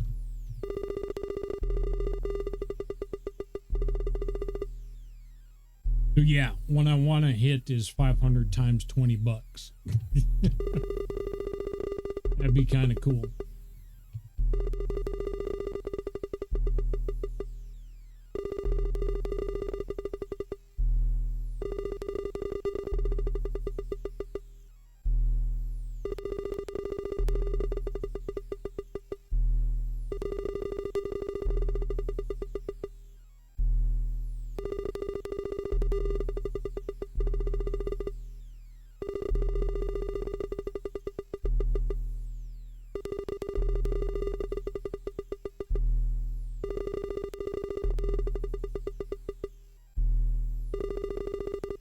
I'm half tempted to fucking lower the deck to 500.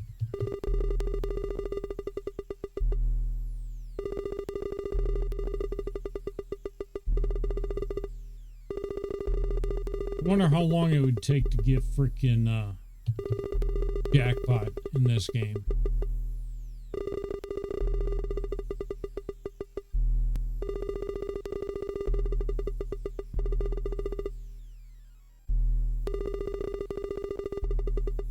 Because when I got the gambling skill on one of my characters, I didn't come in here to play freaking slots other than to play Keno to make money.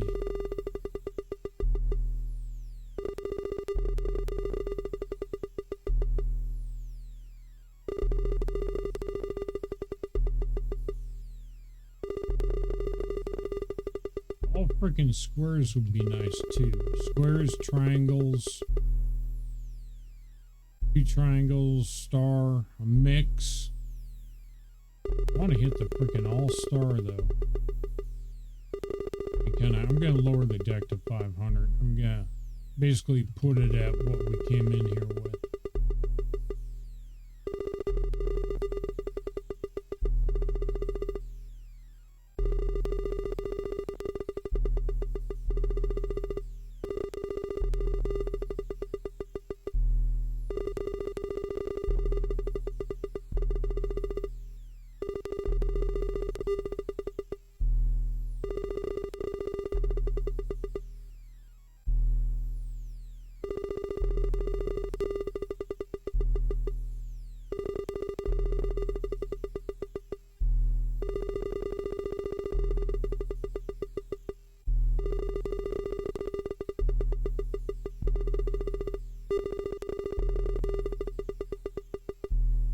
Basically just getting cherries.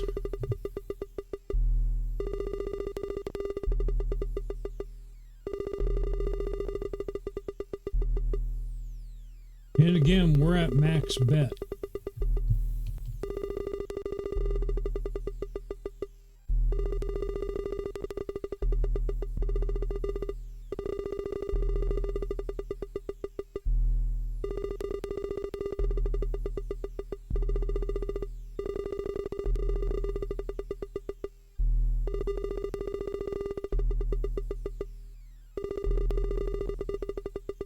This is old school fucking slots. 1 line, 3 wheel.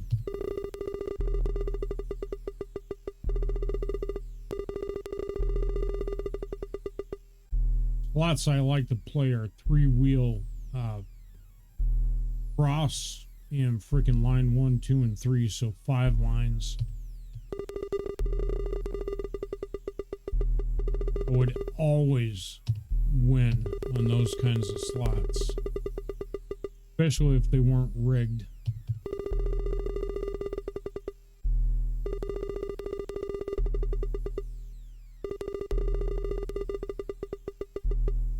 Taking our money from us again, but that should be a setup.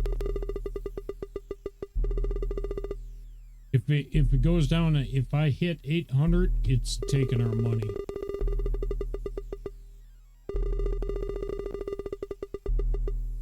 Right now, we basically have double what we came in here with. I'm playing the Keno table without any kind of skill is crazy. You'll never hit shit. Nice. Look at that shit. I told you it was rolling up. Now it should balance us and then start taking our money again, and then we'll set it up. What I want to hit again are the freaking stars. So I'll set the deck at $1,000.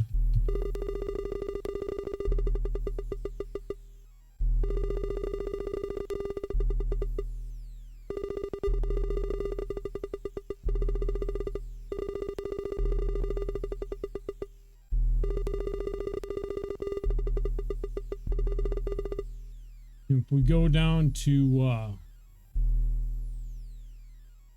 1,600, it's taking our money.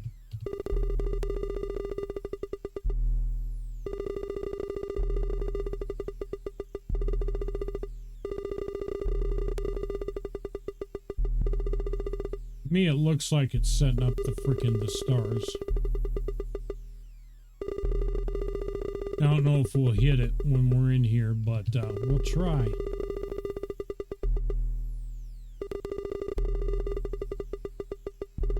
I think it'd be pretty fun to walk out with like freaking, yeah, Get a freaking jackpot as a newbie fucking character.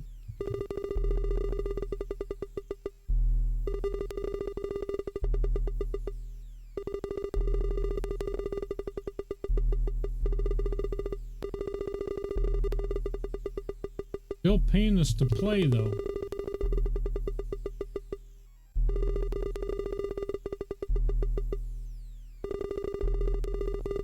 I'm paying attention to the way those stars are rolling around too.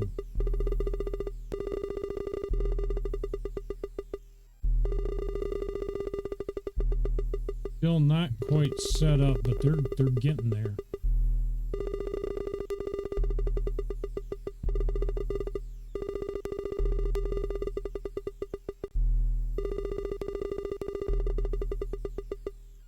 The other thing it could possibly do is give us that square, circle, triangle. And random enough to do that too.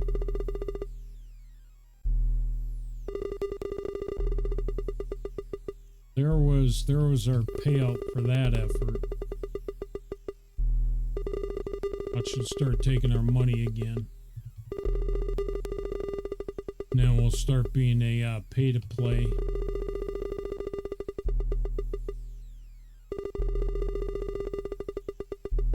Raise the deck to 1500.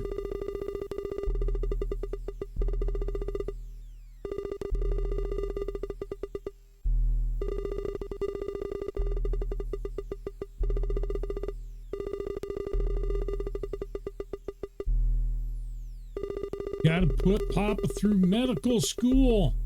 Literally.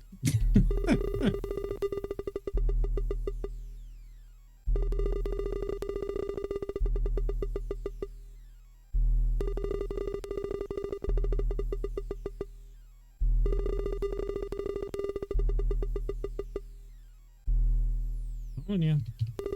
Rolling up. Just setting up. It's just taking our money. Be in the pay to play phase. We might be in the pay to play.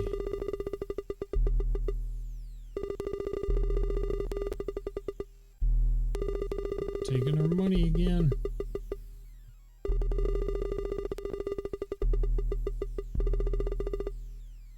There was the payout for this time. That's it. Told you that shit was setting up. Damn. What we come in here with? 500 credits? My dude hasn't even freaking... I've only got one other character in my party right now that I just hired freaking like an hour ago. Came in here with like freaking 500 credits. We could walk out right now with 6K. All right, 5K deck. Let's go see if, because it looks like the way that this slot is playing. The what I'm seeing is they'll take your money and then pay to play, and then they'll hit you with some kind of you know, whether it's the 50 or 100, 200, you know, haven't hit the 300. We need to hit 300. What I like to hit is 500. But it seems like that's the rotation. And again, I'm at max bet here, so.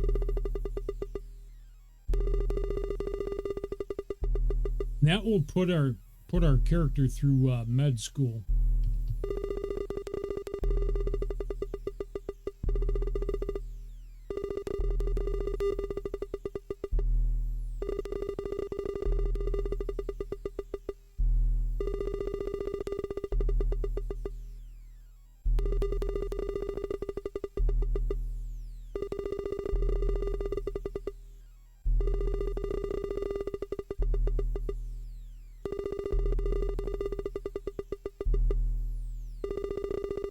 Money. Come on, get to the pay to play.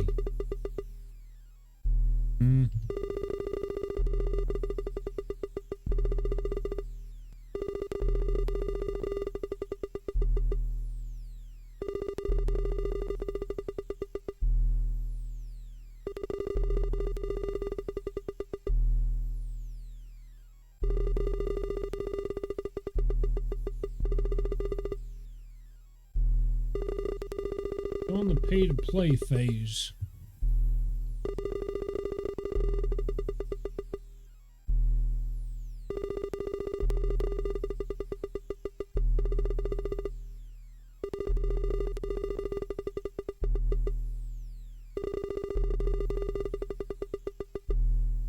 And also getting those 3 diamonds is like getting 3 cherries.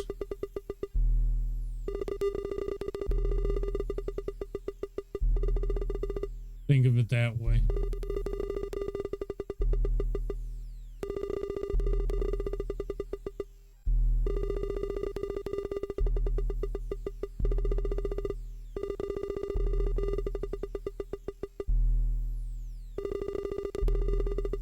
It's setting the stars up. It's getting closer. Either that or freaking 300 would be a square, circle, triangle.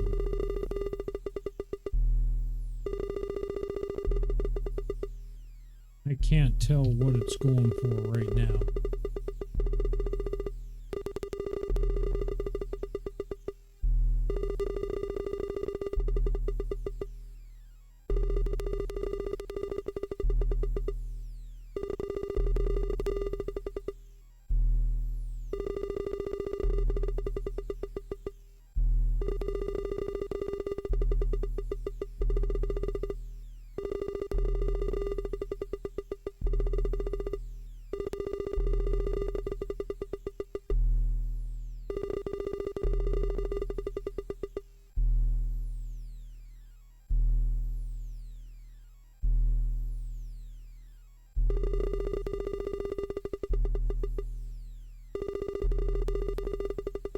Wonder what the actual odds are in the game of people playing that have hit stars across the board in the game, and how many times have they hit it. That'd be interesting data, or an interesting statistic of how this game actually pays out a character. And then the statistical odds of 0 freaking gambling skill to freaking mid to high. Because I'm pretty sure, I know that Keno, it affects Keno.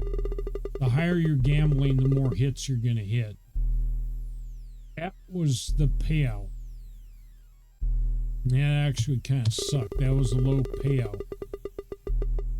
So hopefully the next one that we're working on is going to be a 300 or 500. And that doesn't go back into the 200s. Or worse, even lower.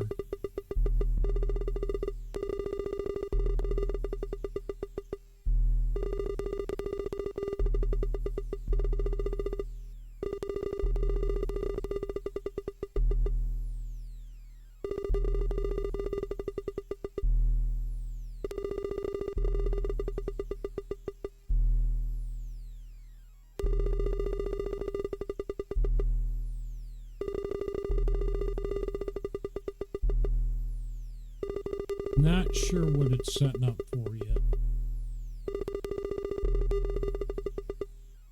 We're in our lose phase. Taking our money. See, now them stars are going to be out of whack. When they came that close and didn't hit, now they're going to be freaking all over the place again. It's got to go through all the freaking cycle. So it's not going to be the 500.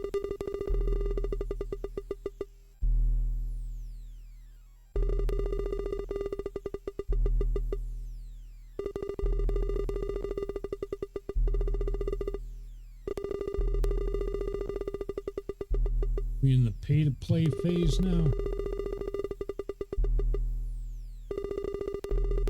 Going our lose phase.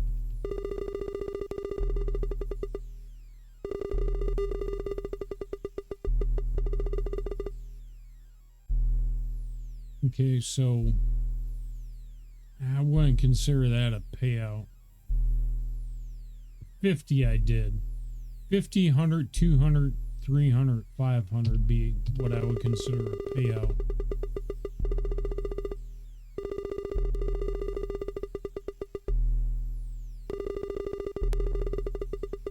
Going for freaking double triangles and a star?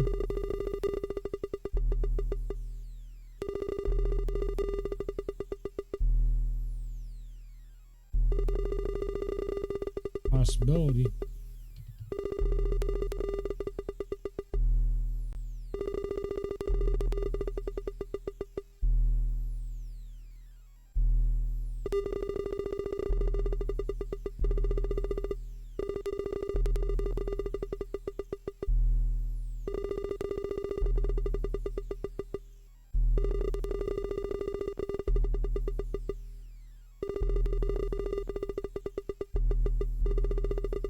Want to do is wait for those the groups of the stars to freaking get closer together.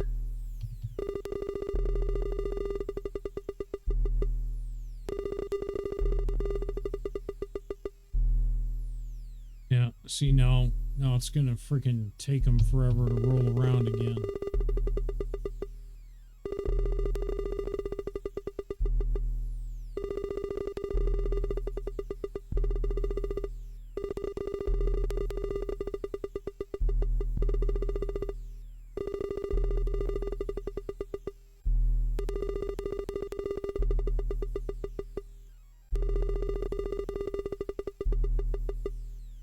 Yeah, I think they considered that freaking 20 a payout.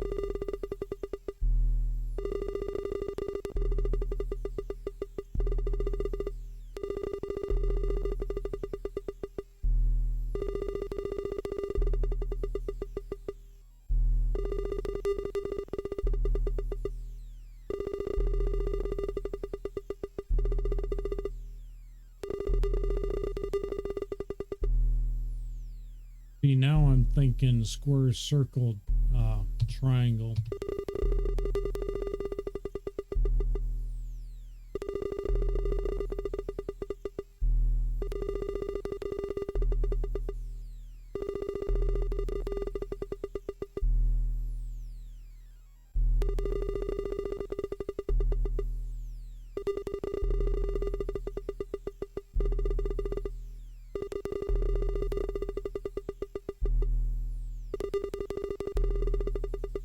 I'm still trying to push the double triangle star, or maybe triple triangle.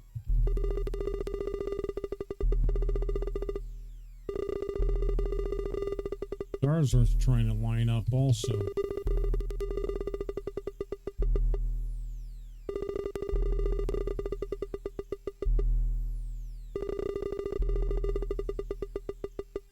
That is still a possibility. Get freaking triple stars.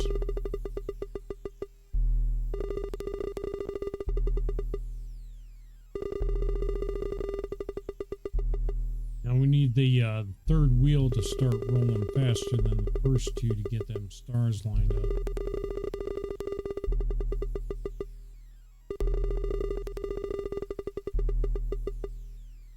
I think it's too far. Yeah, it's too far behind right now. The last wheel to stop, we want the third wheel to be the last wheel to stop. The 1 and 2 stars are lined up. That third one is way out of whack.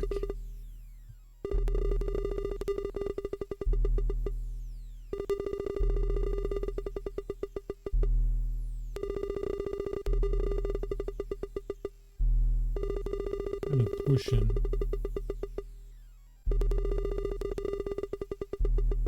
Need that second wheel to stop rolling up.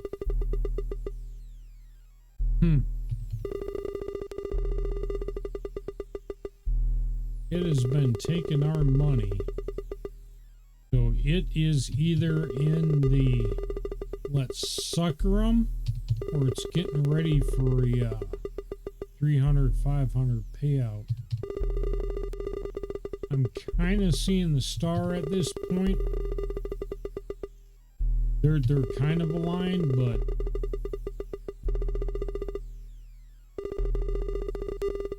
we don't start seeing some kind of nickel and dime and paying us to play.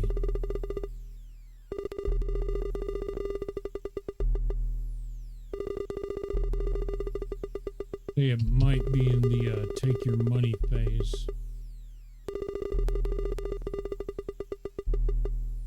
And now we're just bleeding money.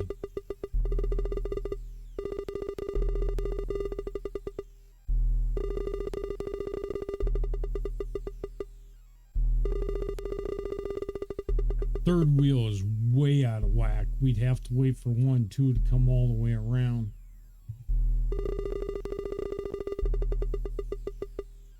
Get one more freaking payout. Something above 20. 50 to 500. And I'm gonna freaking stop.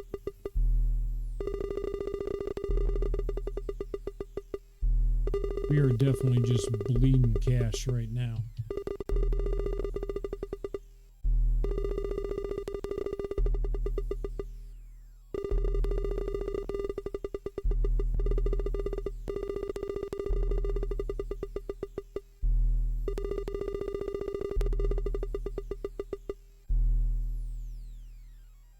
The 1 and 2 are lined up. Third one is way out of whack. And the slots are fucking rolling faster too. Never a good sign. Unless it's man, see, and then the 1 and 2 just rolled out of whack. I was gonna say, unless it's trying to set something up.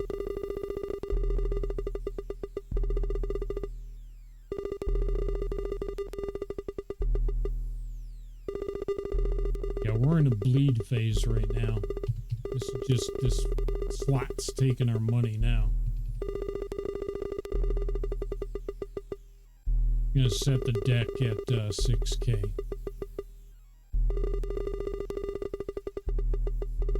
Because it is either setting up for a 300 or 500, or it's just taking our money.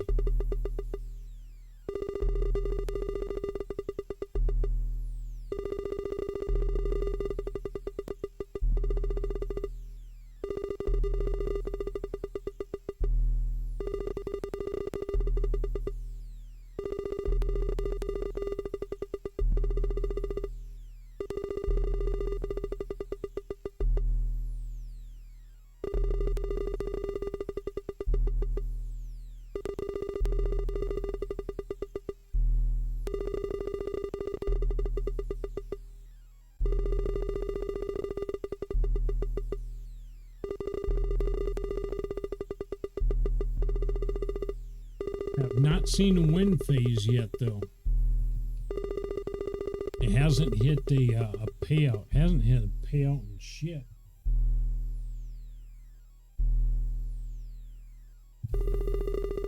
Quite a long time. What's it been, like 20 minutes? 15, 20 minutes?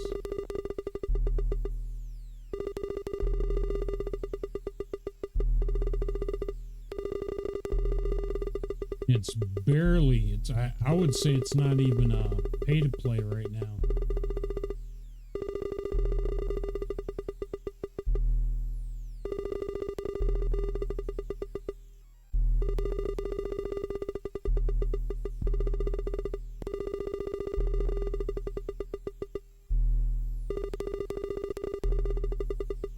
Third time I've seen the triangle and the diamond roll around.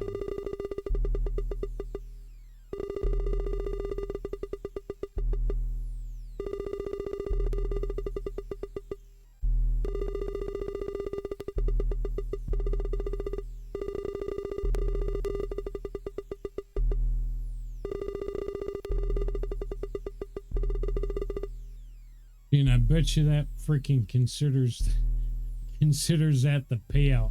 You know, first it was the payout was at 200, then it went to 100, then it went to 50, and now we're down to freaking 10.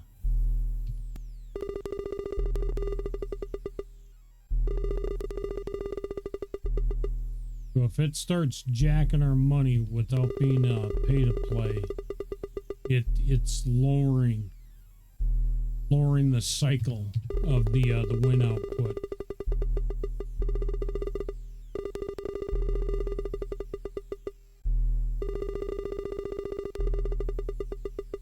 But if on every other spin I would consider a pay to play, getting towards our fucking deck.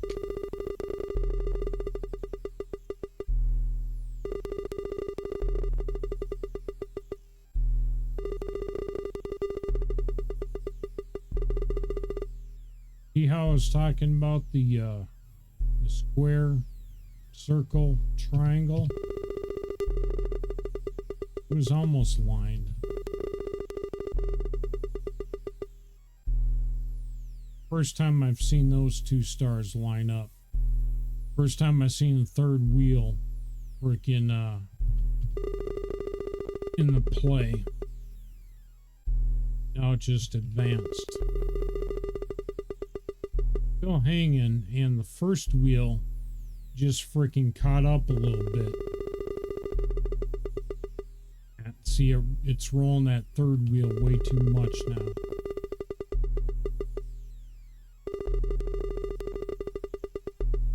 Nope. Third wheel spin up. It's not going to be stars.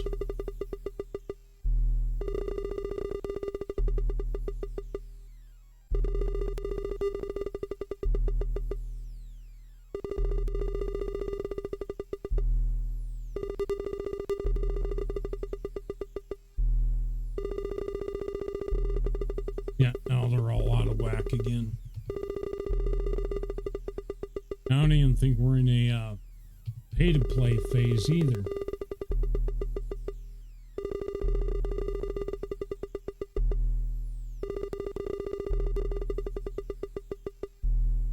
I don't see this paying out. We're gonna hit our frickin' floor.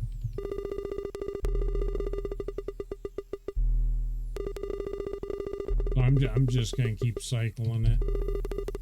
Hit 6K and then I'm gonna stop. I think it's here to take our money right now.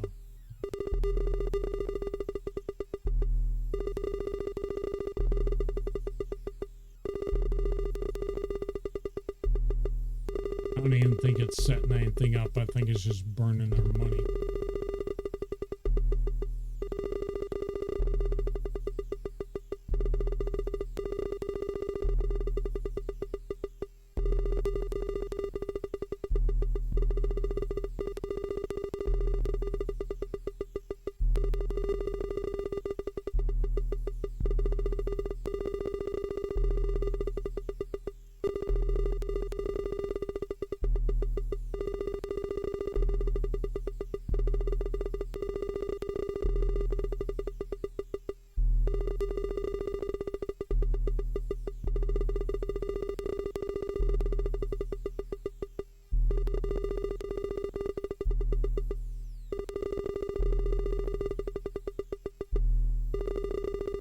Come on, give us a 2, 3, or 5.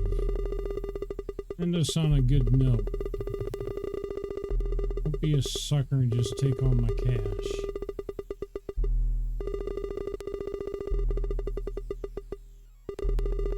I still don't see anything freaking lining up. I mean, like nothing.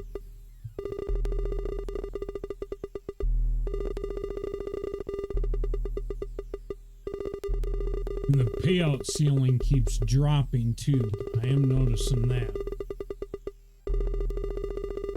So I don't know, maybe it's on a full cycle.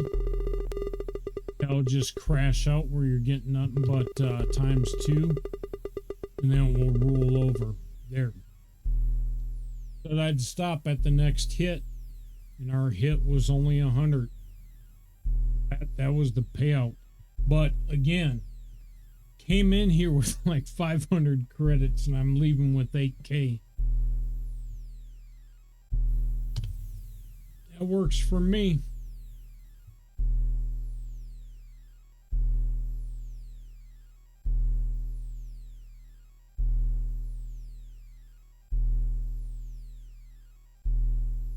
And there's no banks in this game either. At least I don't think that there was a vault. I don't remember there being one. Basically, your inventory was what you had, and that's it.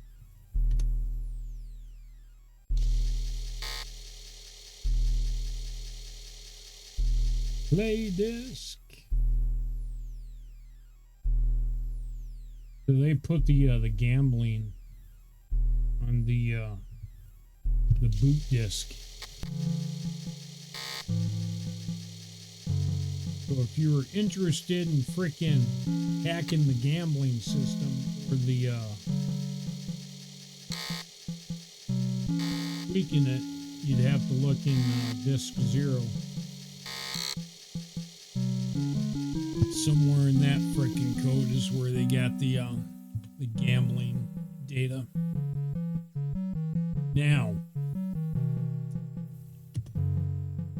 I'm gonna save on multiple freaking saves, and then I'm gonna take a second. I'm gonna back up this file physically.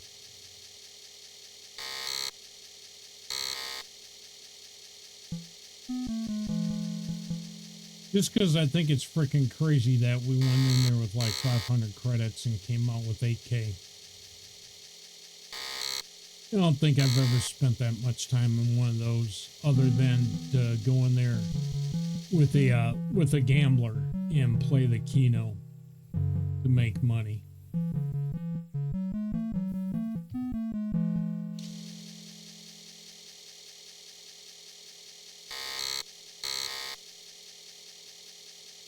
I think at this time we can probably save over our one slot. Made enough progression. I mean, got three suits of armor, 322s. It's a good start. Good start for our new party. One more save. Number 1 slot. Now I'm going to start using the number 1 slot as the catch-all.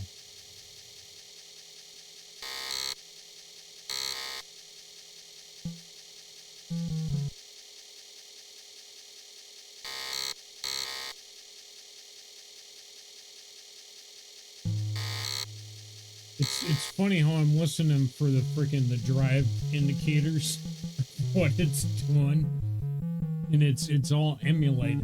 You know what I'm saying? It's just freaking like, okay, we saved it, but the thing is, it's also a queue, because if the physical file was corrupted or something was jacked up or it had trouble writing to the actual file that's on my PC right now, it would announce that, because it's simulated in the emulator of you would actually, you know, so the first indicator that I would see that something's wrong is going to be the audio, which will come before the freaking cannot write to disk. Anyway, go ahead and throw that up just because.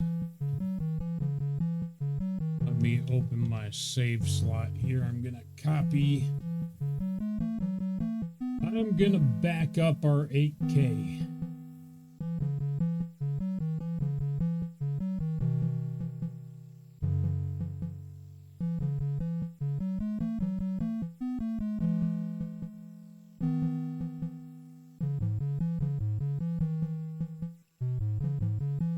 Freaking directory and call it 18K.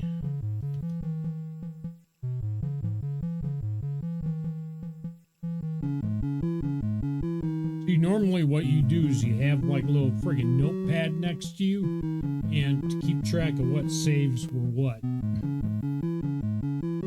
Or if you hit something like, if I hit the 500 back in the day, I probably would have put it on a backup floppy.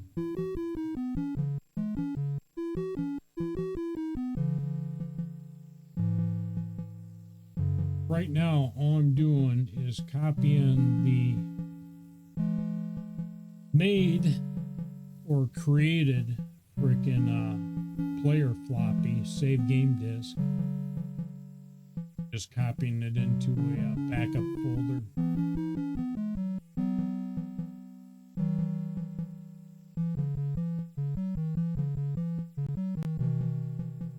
This one, so I know what it is. I named the folder frickin' 18K. Then I'll know what's on that frickin' on that save. All right, let's see.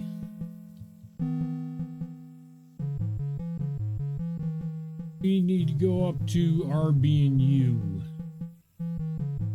Spent a lot of time in the gambling. Go to the university.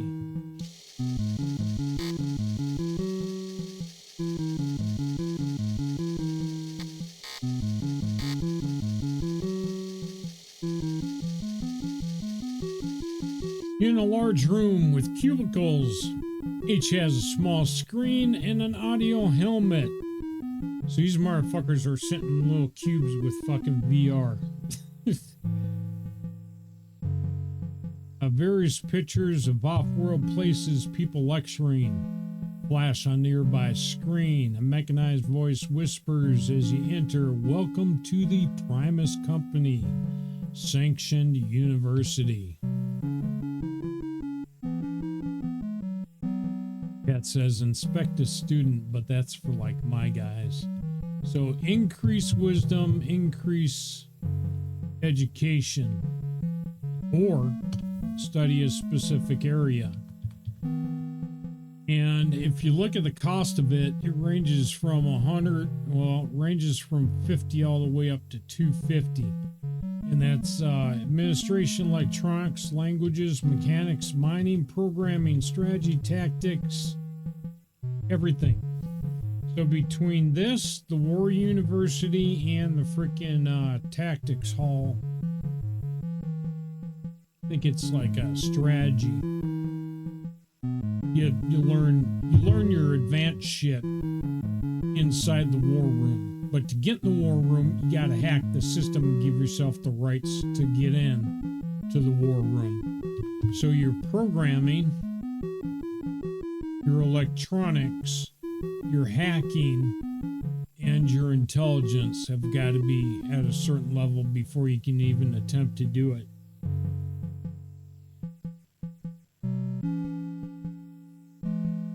It's like if you're hacking, I remember hacking for the war room, and it's like barely got out. You know, you think you're okay that no one saw you do it. Would you like to try again right now? You know, and it's like a freaking coin flip. It's like, yeah, I want to, and I want to go to jail, immediately be swarmed by fucking Gestapo police, and you know they take you in right there, and your game's fucking essentially trash unless you pay the fees and stuff, or you actually hit it. You know, you win the freaking the coin toss, and you get the privileges to get into the war room for credentials.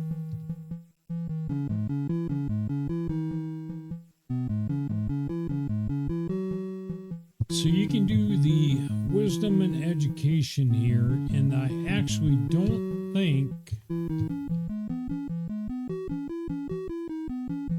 that it has like a point list of your stuff.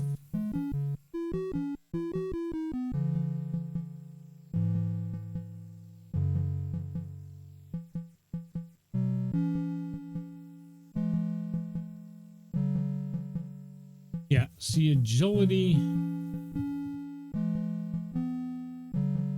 Yeah, neither of these characters I would want to increase or risk increasing.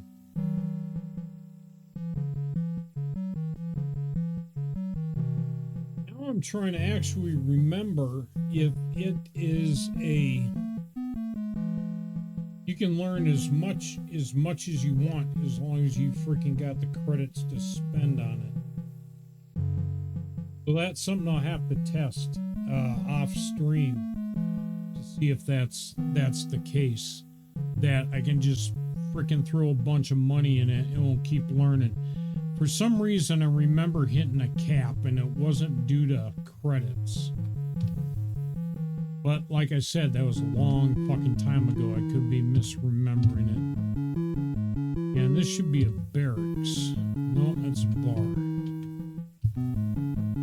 Let's go in a repair shop. I forget what this is about. Garden speeders.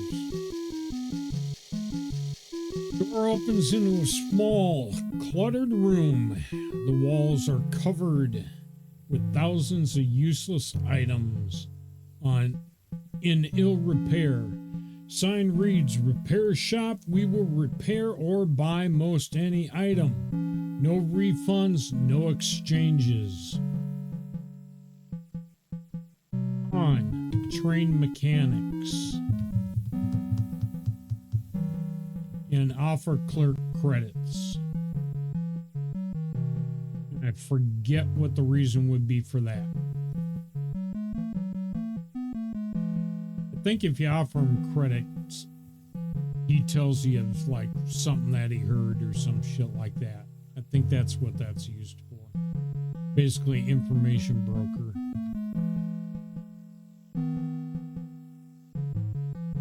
But this is where you go to training mechanics, which we are far from even closely, remotely needing that. But now you know what's up in there. Go back to the map real quick. And all I'm going to do is just bounce back and forth, back and forth. Actually, I'm going to do it where the hospital is.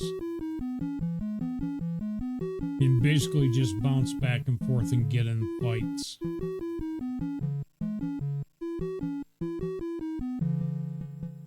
Citizen, no, we don't want to become freaking criminals.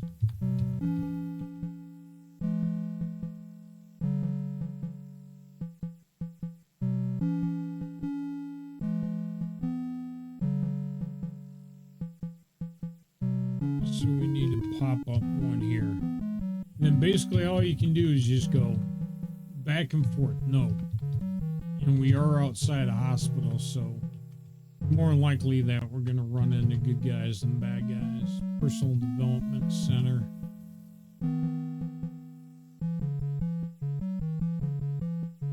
I don't think.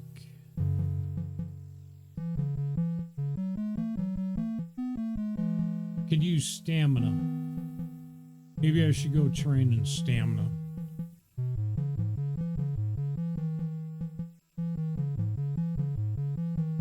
And then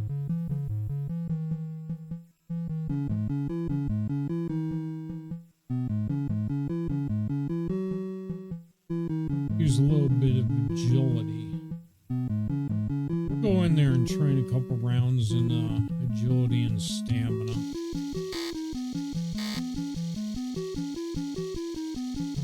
And this should answer my question also.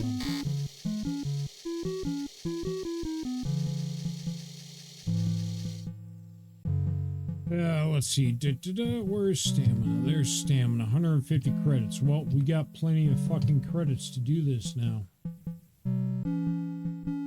It is. It keeps. So the game keeps track of whether or not you can train in it. But I don't think there's any way of you knowing what you can freaking progress and what you can't do.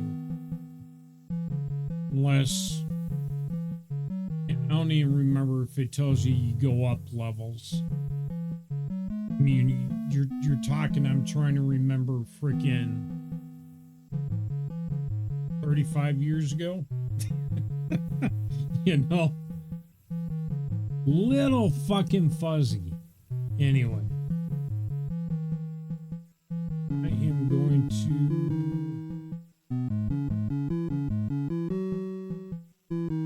agility. I'll try agility.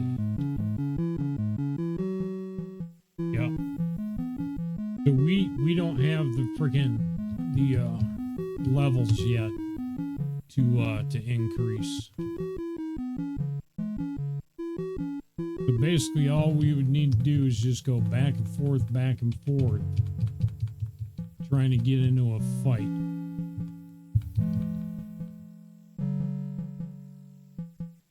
Down here.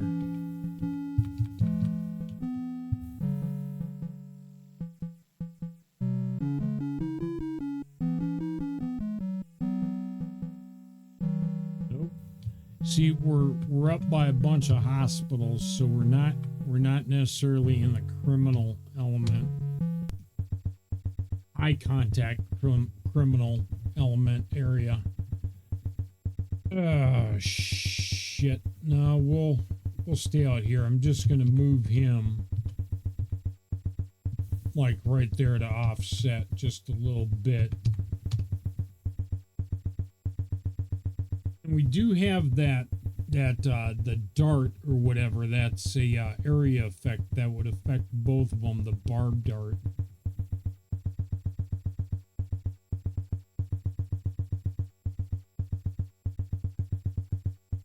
I'm not going to use it. I'm just going to keep using the 22, especially since these are just bugs. And right off the bat, this guy's just going to smack the shit out of them. Not the barb dart, but the blow gun.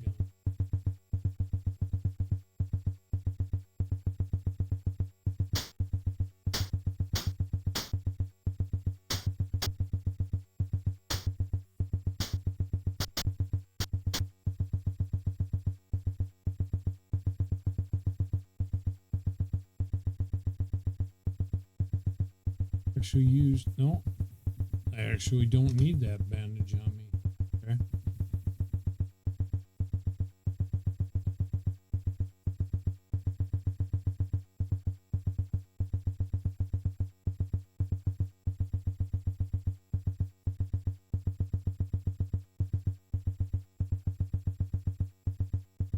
And he should be finished here.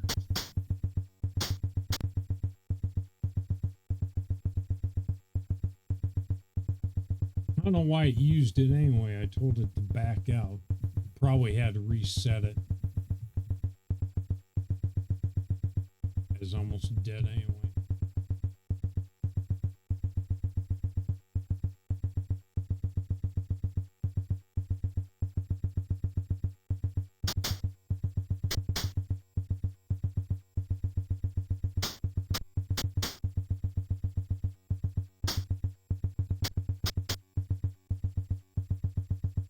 It took a little longer than I thought it actually would. It was kind of spiky.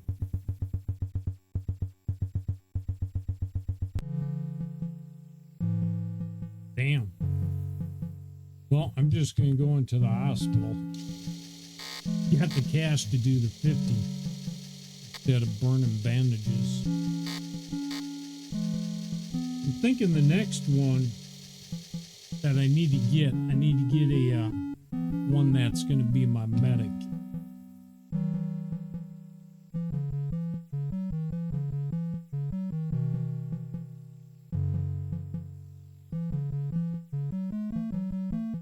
Are they? I think the stamina is still down, but I think it also will tell me.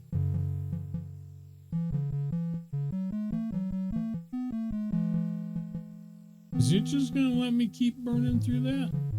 No, you'll let me just keep freaking choosing that. I thought it would say you don't need any healing, but nope, just you want an injection? Give me 50. Okay, here you go.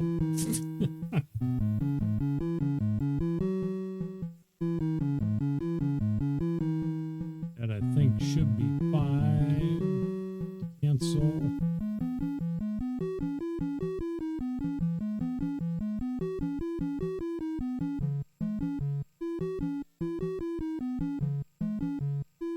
Inspect character. I've got 10 bandages.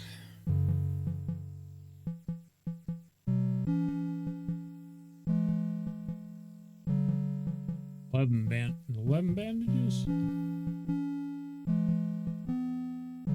barb darts. 9 bandages, so I need 1 more bandage for him. And actually, we need to go to a freaking... We need to sell all this crap we're towing around. We don't need any of it. 1 more bandage. And exit. Let's go up to the damn pawn shop.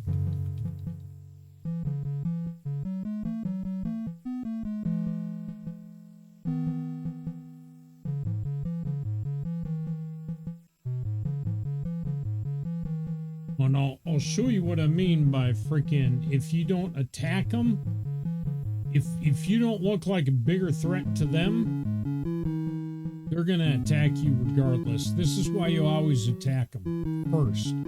Then you get the first roll as opposed to what's gonna happen here.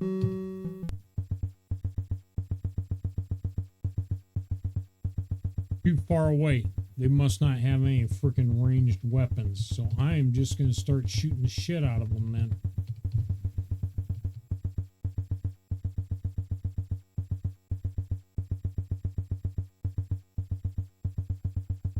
And I need to offset my character. And they start shooting them.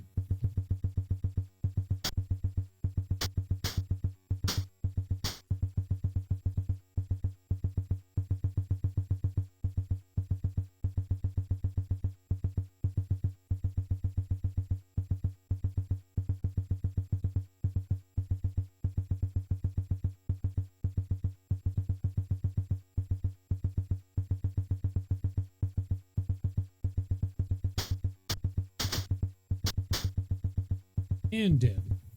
Hopefully I didn't take too much damage from that. I don't want to run back to the damn hospital, so if anything, I would freaking use a bandage on myself. Yeah, not too bad. Should be able to use just 1.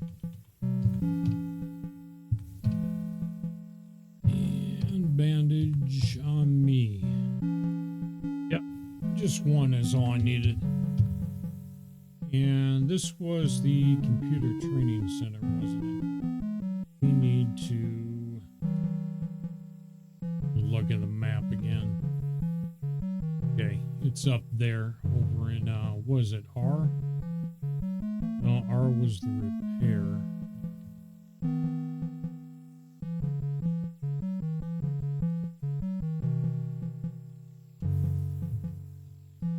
Yeah, let me just verify real quick.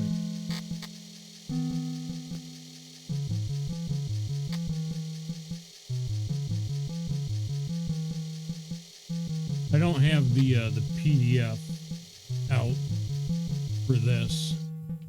What I need to do is print the page for the freaking until I remember it again, or the letters, what they stand for. And let's see, I think that was in system. Nope. Map legends. So we got computer bar, munitions.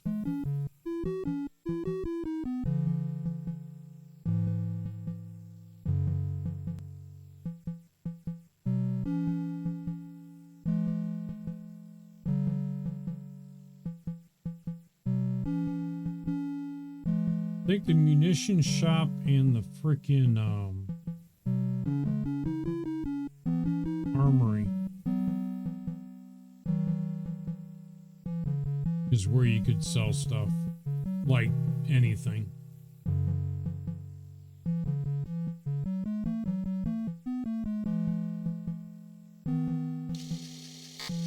Go ahead and log off, then I'll pull up that map again and look for the closest one.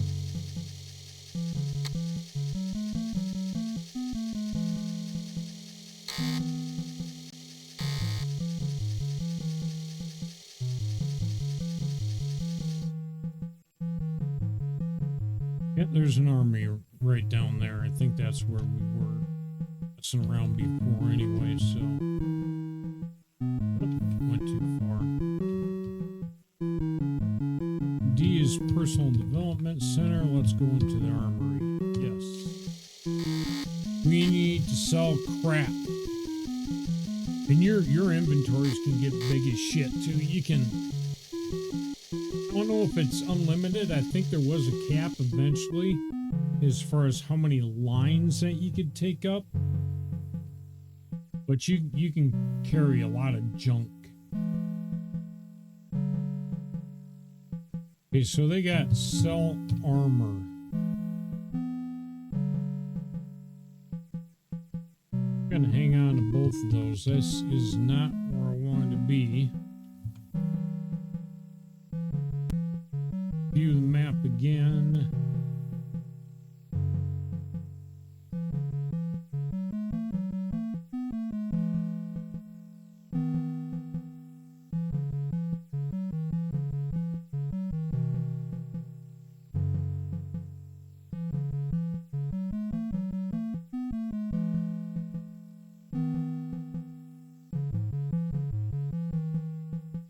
Go mess around, because there was one of these areas. Ah, shit.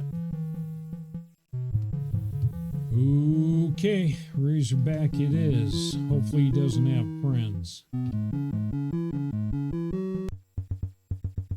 Okay, it's just him right now. What we need to do is we need fucking distance. He's gonna come around that corner.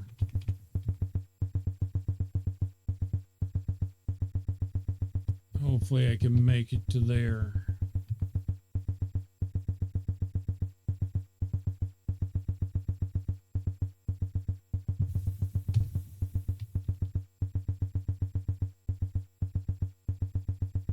Repeat the commands. Okay.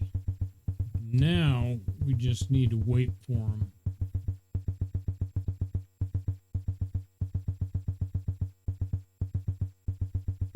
This son of a bitch not gonna come around.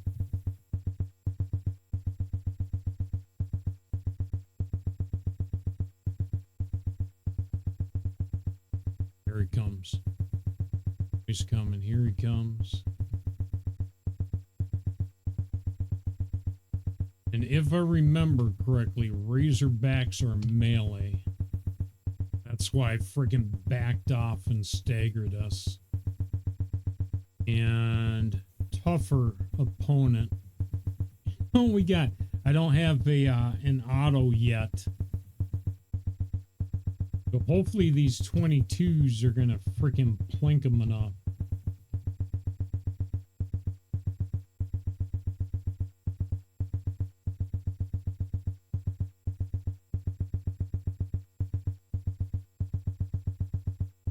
Pick shots on them.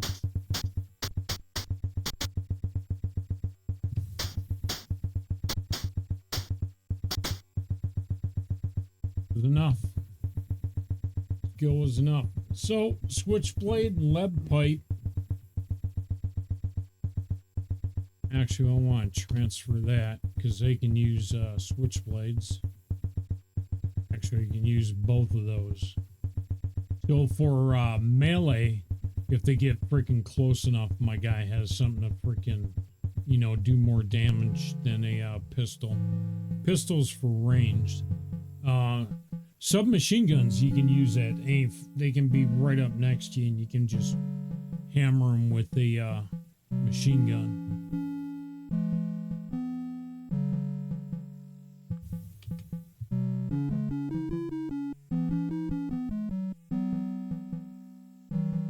Actually, I know what it was.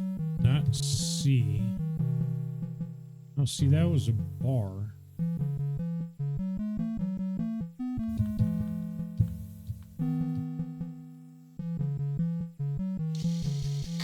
Repair shop real quick.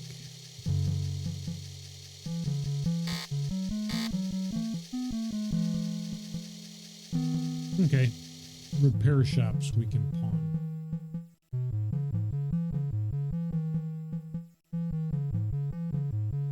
And let's see, I want to keep those barbecue. Tons of those.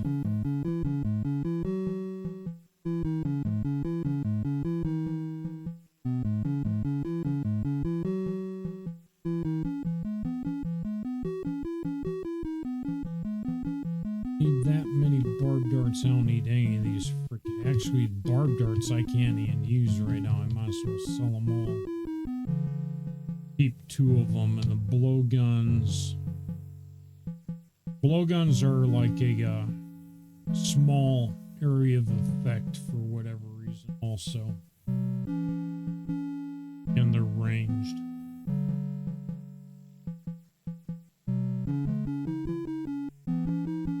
What do we got? We got 1, 1, 1, 1. Okay, so nothing I want to get rid of on this guy.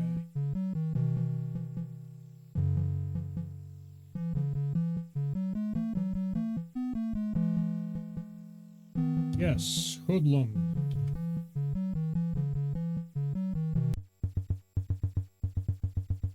And hopefully they got he's got a auto on him.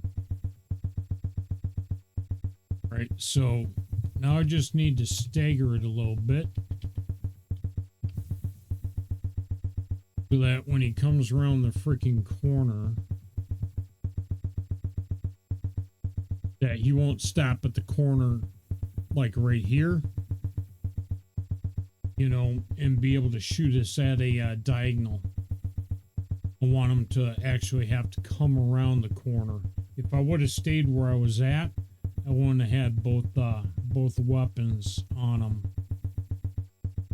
And as a matter of fact, I'm going to move him one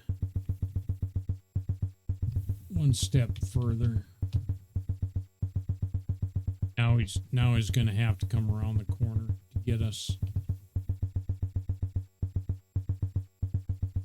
I think I can target him, even though I can't see him.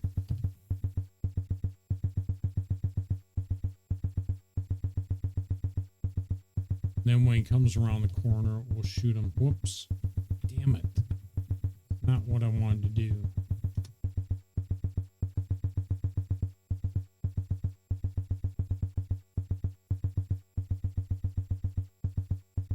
Complete last order.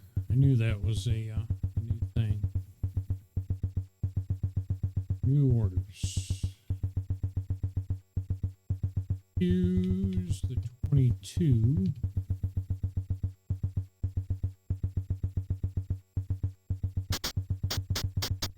Yeah, and see he comes around the corner. You just start shooting him. The hoodlum is using a 22 on us.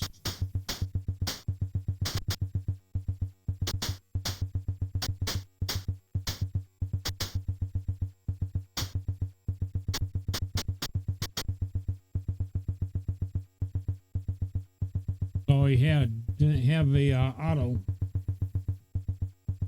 Need to go down southwest and start fights down there. There's mobs down there that would have a I think it's an Uzi. It's the game calls Uzi. Here an Uzi or a Mac 10.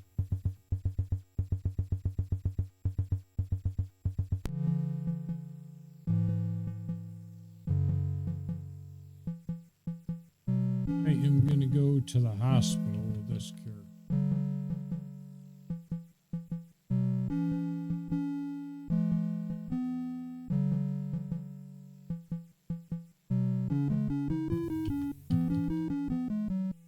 Mugger.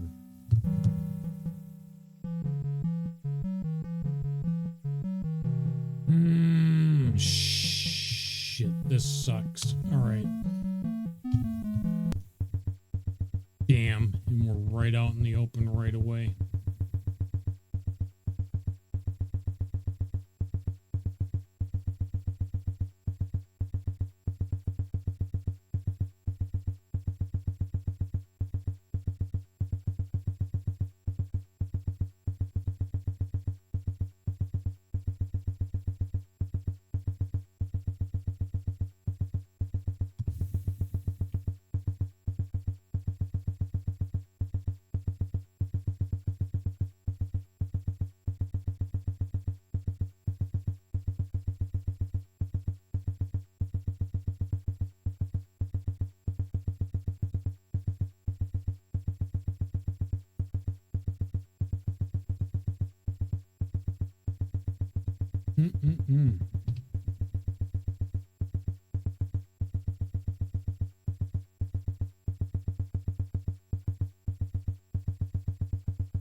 He needs to heal.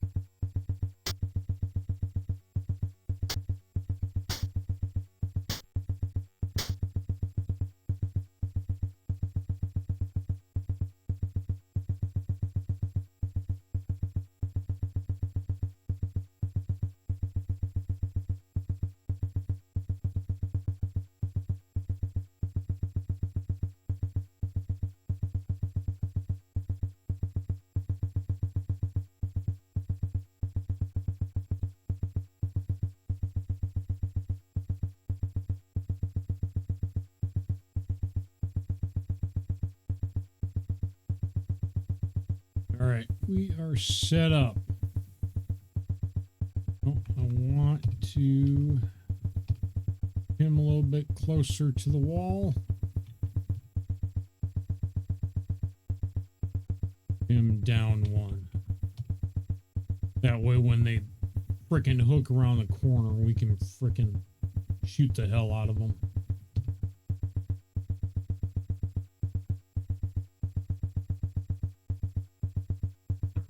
And now they're going to be in range.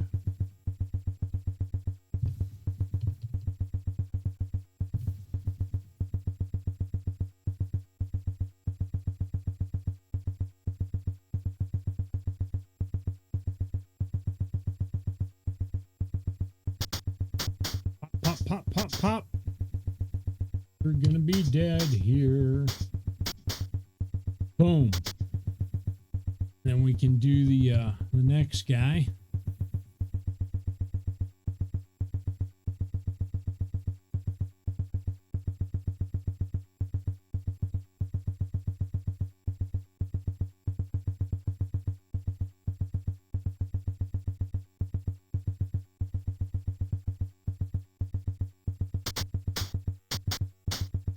Whoops. Because he's moving all the way across over there, I'm shooting fucking Craig in the back. Oh, some bitch. All right. You need to move up, jackass. Need a little bit of separation so you don't shoot your buddy in the back. It's direct line of sight.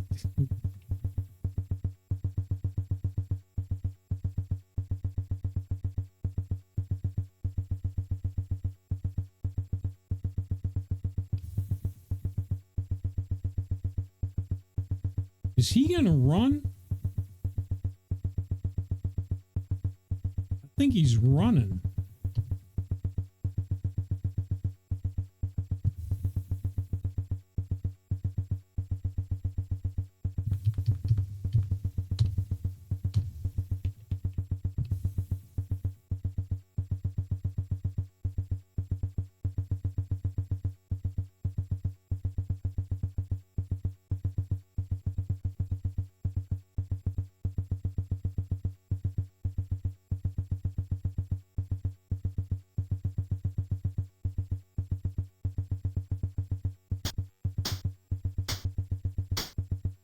There we go. It gets real interesting when you start going up against agents and shit like that, and even worse when you go up against Martians. You know, the inhabitant Martians, the guys that are in the mines and shit. It's messy. Really messy.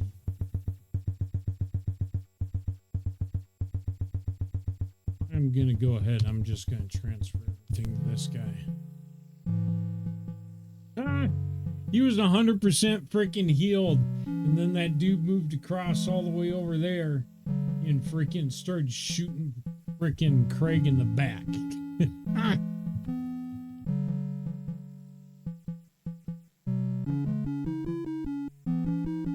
You need to heal your buddy.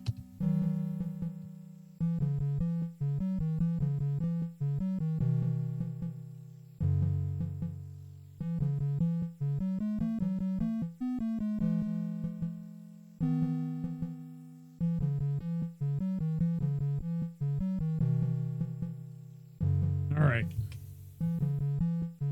I should go in the hospital and buy more bandages, huh? I think I'll do that.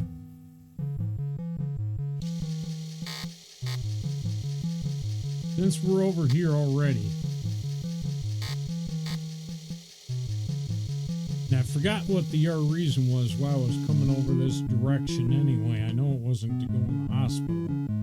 Or was it? No, I think he was wounded and I was going to go heal myself for 50 credits, but he was already... He got jacked up in that surprise catch.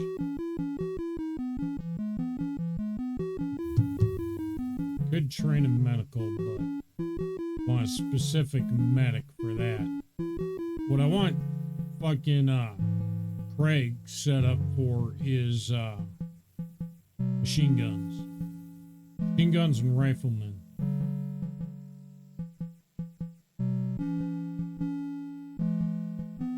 I think he has 4, 5, 6, 7, 8, 9, 10, 11, 12, 13, 14, 16, 17, 18, 19, 20.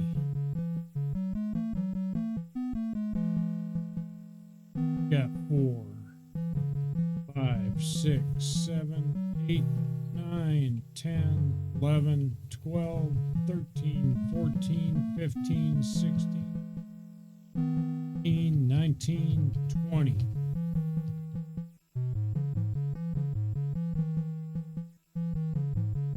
He's got 19 bandages. Miscount. Need one more bandage. Alright, inspect. Has he got 20? No, he's got 19 also. I think I miscounted the first bandage. Alright. Now they got 20 bandages each.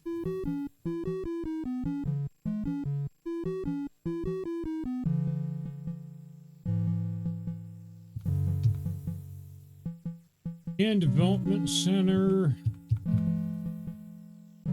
Next place that I would want to go, because I want to go get a machine gun, it's going to be down here. We need to head down that hallway to the northeast.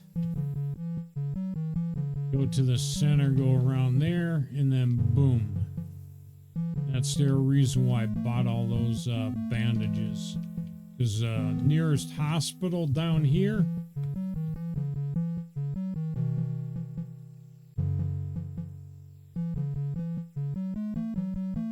Right there.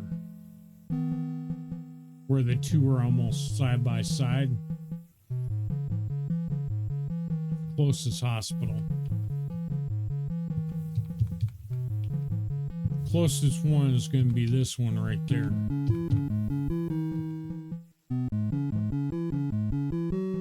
Oh, don't attack citizens.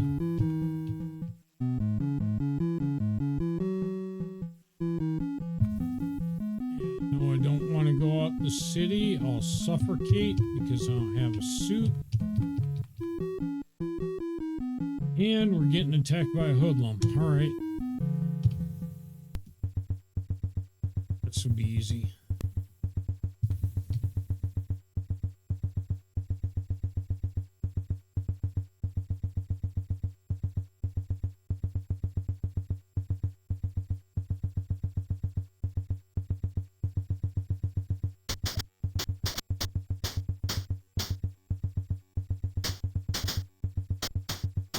Stand toe to toe and shoot these fuckers.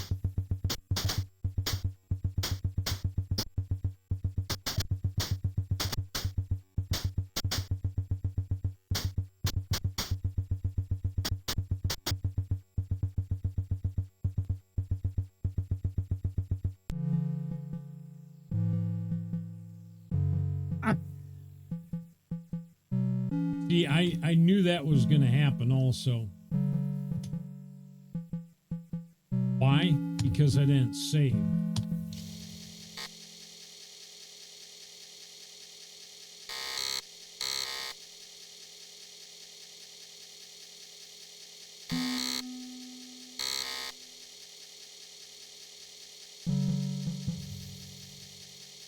Murphy's Law said you didn't save, we're going to hit you with something that's going to almost kill you. I think his stamina is pretty decent. It's not crap. So I need to go back up to the damn hospital. No, I do not want to exit. Whoops. Did need to go out here.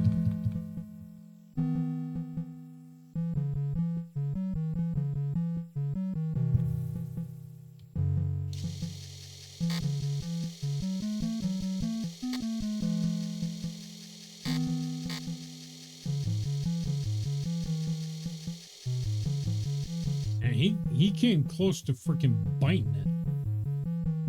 That would not have been cool.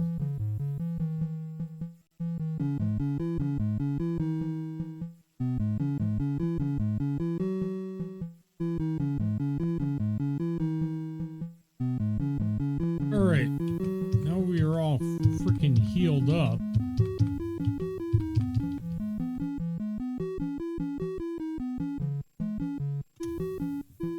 Now let me save. And then we'll be ready to go down here. I went all the way back up there because I don't want to start burning my bandages. Especially for the amount of freaking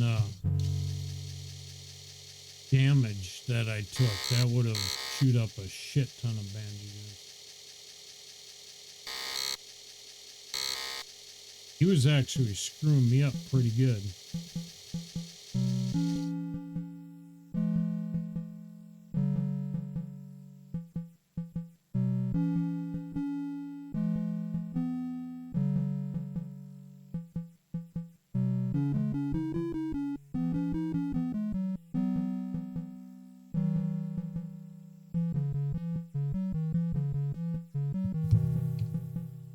If there's any reason to go, we can go into a munitions store.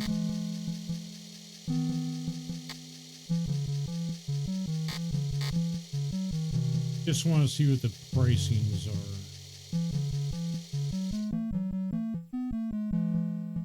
We got automatic. Can't use it. Rifles, missile launchers, blades. Oh, handguns.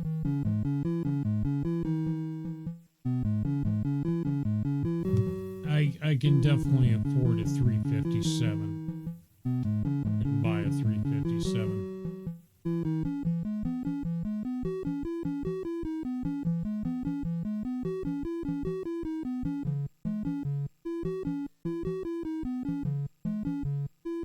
Model 10, Mac 10. Okay, what I need to do, transfer items, distribute credits. We've been through a couple fights and been all over the place a couple of times, so the back and forth trust that you don't have right at the beginning should be in place, where they'll trade items with me and stuff now freely. So I'm gonna give him the split because I want him. I'm just gonna freaking buy. Go ahead and pick up a target rifle. I also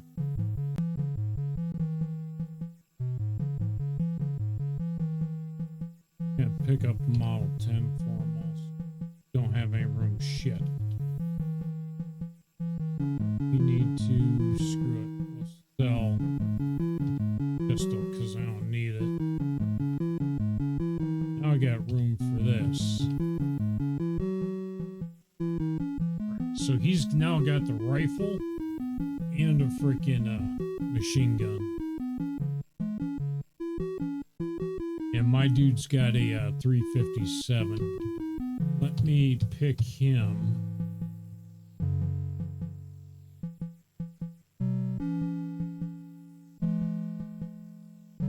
Screw a barbed dart. And sell both of those. And I am going to, damn, he's got 4 freaking 22s. You know, I've got the cash now that we went into the gambling. One at slots came out with that 8K, where I am just gonna sell all this worthless shit.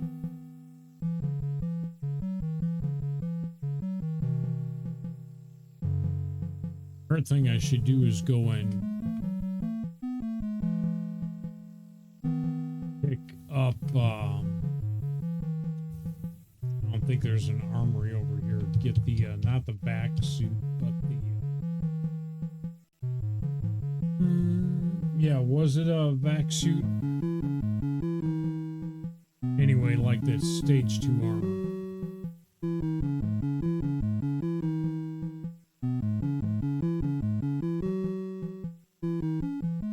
So there is a mine.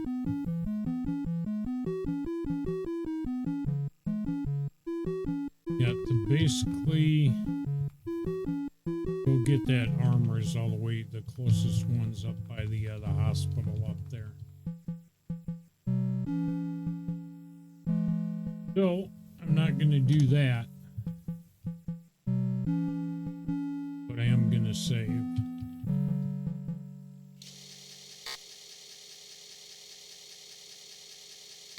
And the current weaponry that we got should freaking stomp everything that we're gonna run into over here.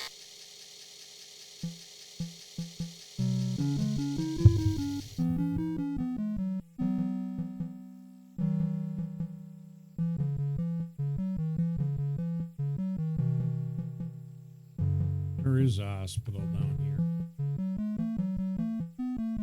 All the way at the bottom. That's actually kind of good. We don't want to attack the citizen.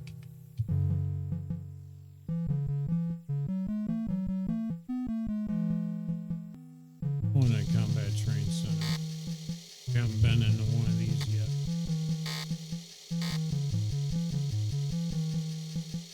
As door opens, pleasant female voice announces, "Welcome to the Combat Training Center. Here we have many different training rooms.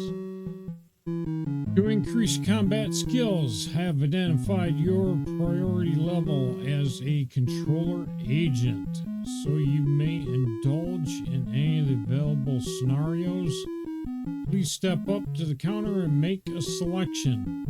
Now, I think the reason why we can use this facility is because Craig's ex-Marine. In big red letters explains many paragraphs the liberty, or rather non-liberty, of the owners. In summation, some scenarios have been fatal. Use these premises at your own risks. We've got tactics, blades, crutch rolls, handguns, unarmed, melee, and rifles. Which, I don't want to learn any of that. I just thought I'd come in there. And this should actually be mines, and I'm not going down there, especially without a miner. No, I don't want to attack a citizen. I don't need a freaking criminal record on my guy.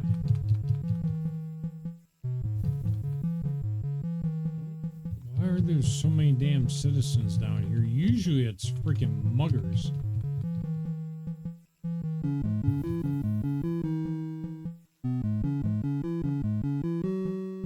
Yes, we will attack because I need to try out my new weapons. Let's see.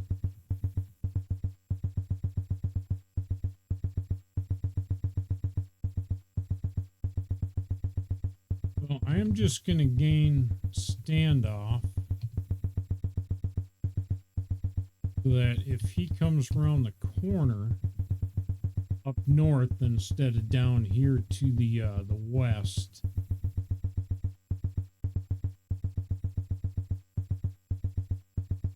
And I'll have enough separation that I won't shoot Craig in the back. There we go. So now if he comes around the corner up there, I've got enough freaking, yeah, which he's going to. So we will start using, how far away is, okay, I need him to move up like 1.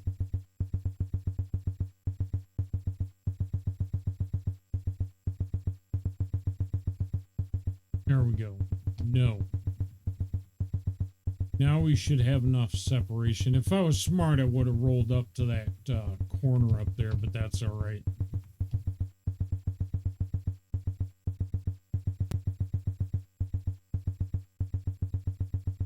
One of the reasons why you wouldn't auto shoot, because you're specifically targeting an enemy. And if he starts moving around to go around the other side, you're going to freaking keep shooting at him even though you can't see him. And if Craig gets in your way, you start shooting Craig with the 357. Which I think would probably kill him pretty quick. That'd be the reason why you don't want to do what I'm doing right now and just target 3 times in a row, because you don't know if the target's going to move. But what I'm betting on is that he's going to come around the corner and come right at us, or stop at the corner and shoot at us. And let's see. First, we're going to shoot him with the target rifle. Then I'm going to shoot him with the MAC-10. Twice.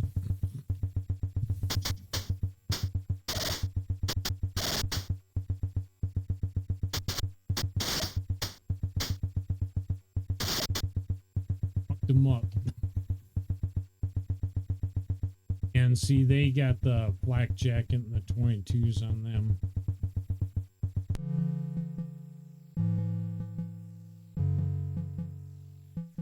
Didn't take that much damn damage either.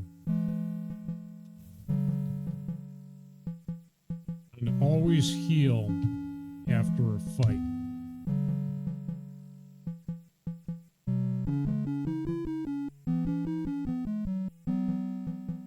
Plenty of bandages. Yeah, my second character that I hire is going to be a medic.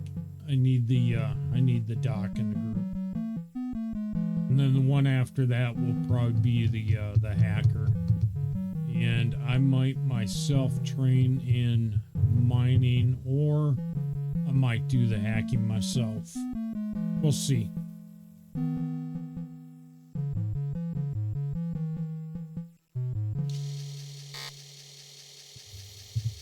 But right now I need to save in 2 slots real quick.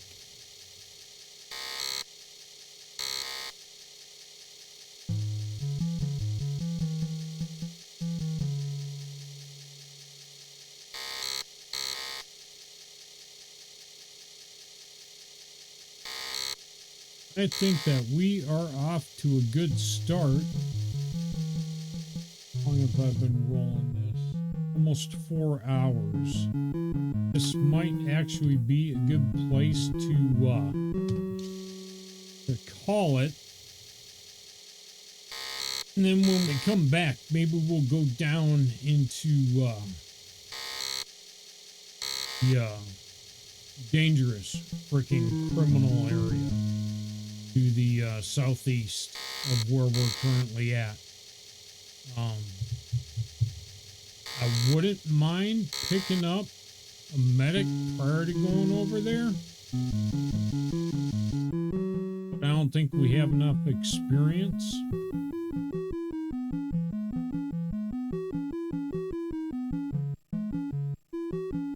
You look at the map real quick. See, the nearest bar is going to be over there. Well, go over there real quick and see if I can freaking hire anyone yet. Damn it. And we get attacked by a hoodlum. Yeah, come on. Bring it.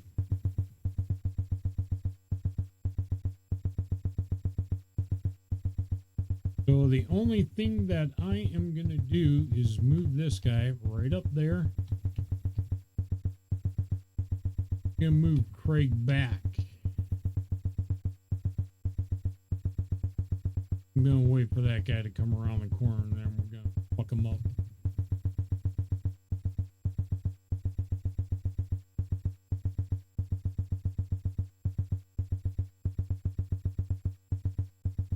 Actually, I need to move Craig up a little bit so that he starts getting shot at instead of me. But this should be over pretty quick because of the weapons that we got. So I've basically got 4 times I can pull the trigger on this guy. And he can only do it 3 times, and he's only going to get 2 because I'm going to move him up.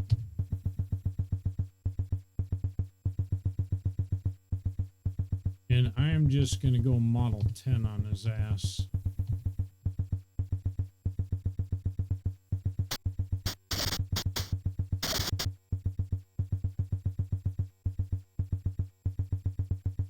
Do one more.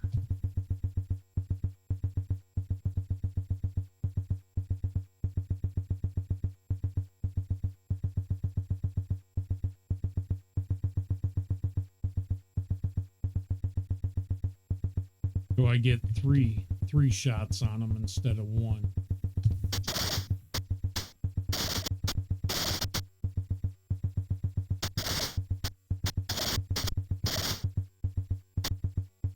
Yep, machine gun, baby.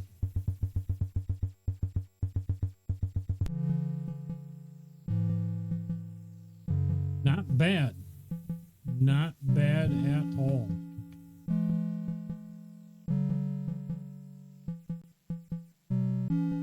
Then the other thing that I would want to do,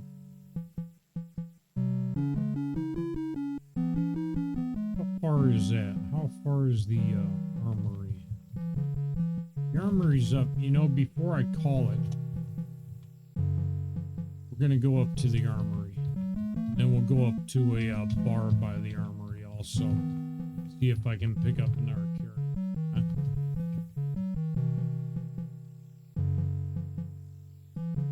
Yeah, we'll take on a thug.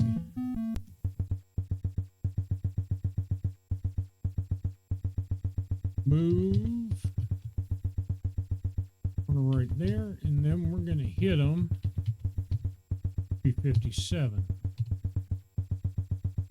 Character. Move Craig up to the edge. We can shoot a target rifle at his ass. Nope.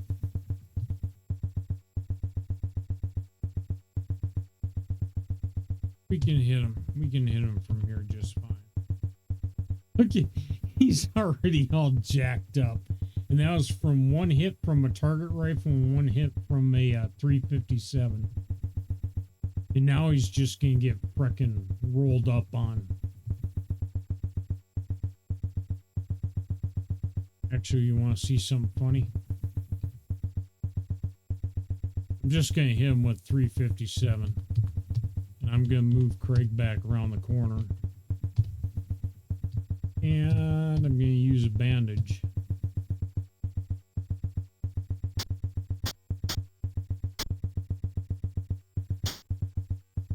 Boom, bitch.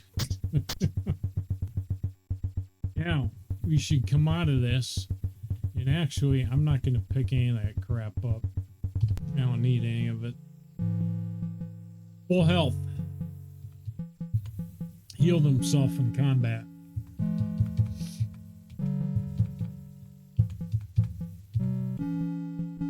Alright. Damn. Hoodlum. You're just getting freaking attacked and attacked.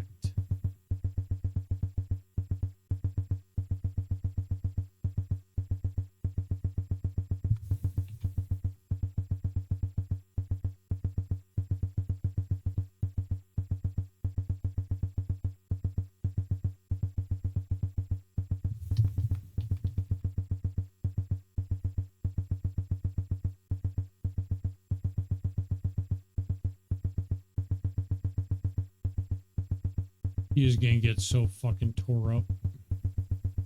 You gotta wait for him to pop around the corner so that I can hit him. So if Craig's freaking exposed, if he's too far south, he's not gonna come. He'll stop like right on the edge of the corner and start shooting at Craig, and I won't be able to shoot him unless I move to the middle of the alley up there. Yeah, actually, I want him to pop around the corner. No. Because now I should be able to target him. I should be able to see him now. Now, I'll move Craig right to the edge and then start freaking hitting him with the Model 10. See? Now I get screwed up. Yeah, repeat orders.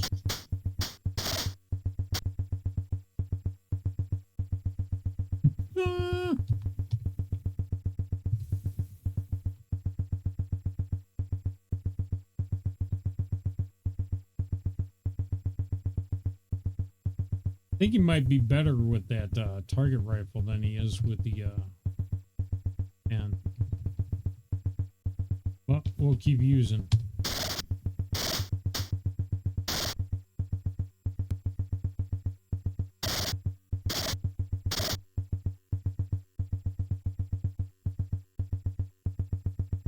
I need to use a bandage.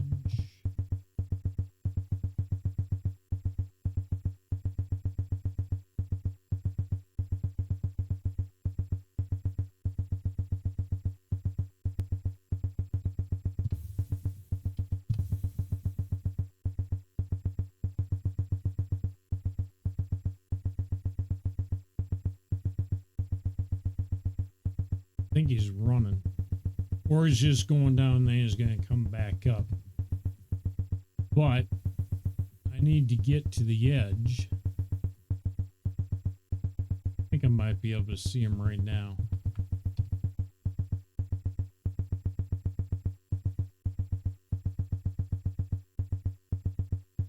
He'd use his friggin' target rifle on his ass. That should take care of his ass.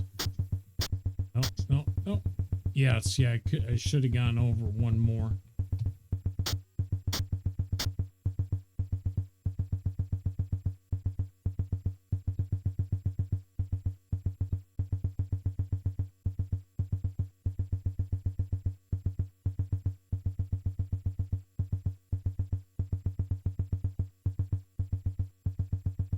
That should be enough bandages. Yeah, I was one shy. Should have gone right there.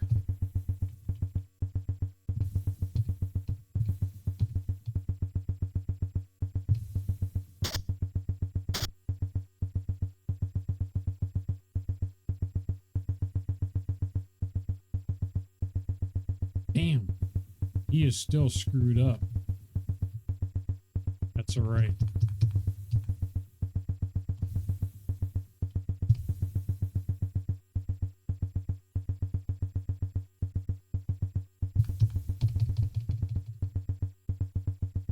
That 3 times. There we go. See, get in close range, use a machine gun on far distance, use that freaking rifle on his ass.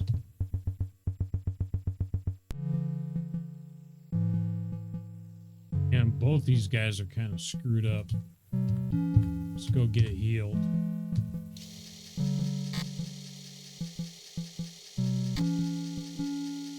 Get to that armory, buy some better armor.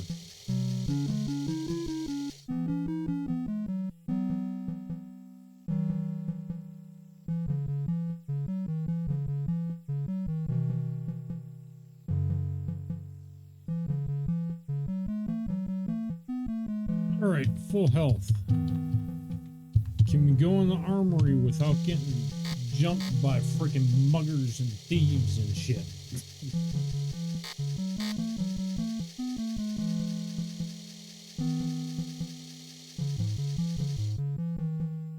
Ooh. You know, how much cash do I have?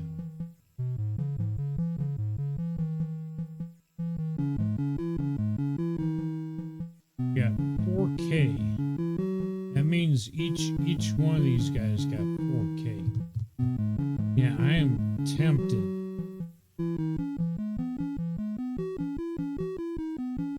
Because it'd make a huge freaking difference. Especially if we start running into agents.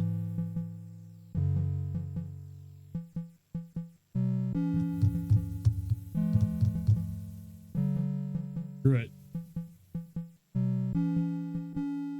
Yeah, I'm gonna buy a freaking reflect. Each one of these guys gonna buy that fucking reflect.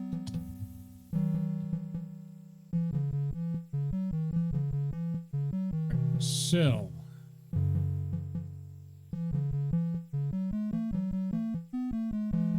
What kind?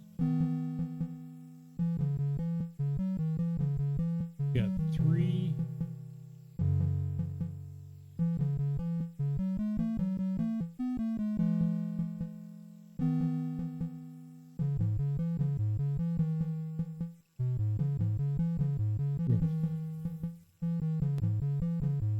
Keep 1 each.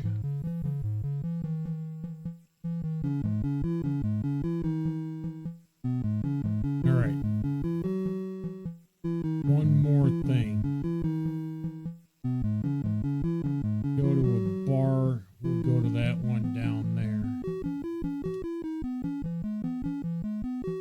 Off to the east and straight down. We'll go into here.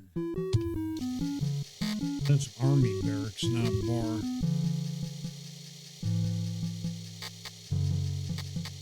See if anyone else wants to join us right now.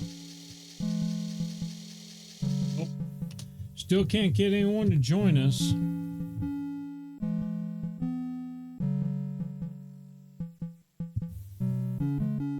This is a restaurant.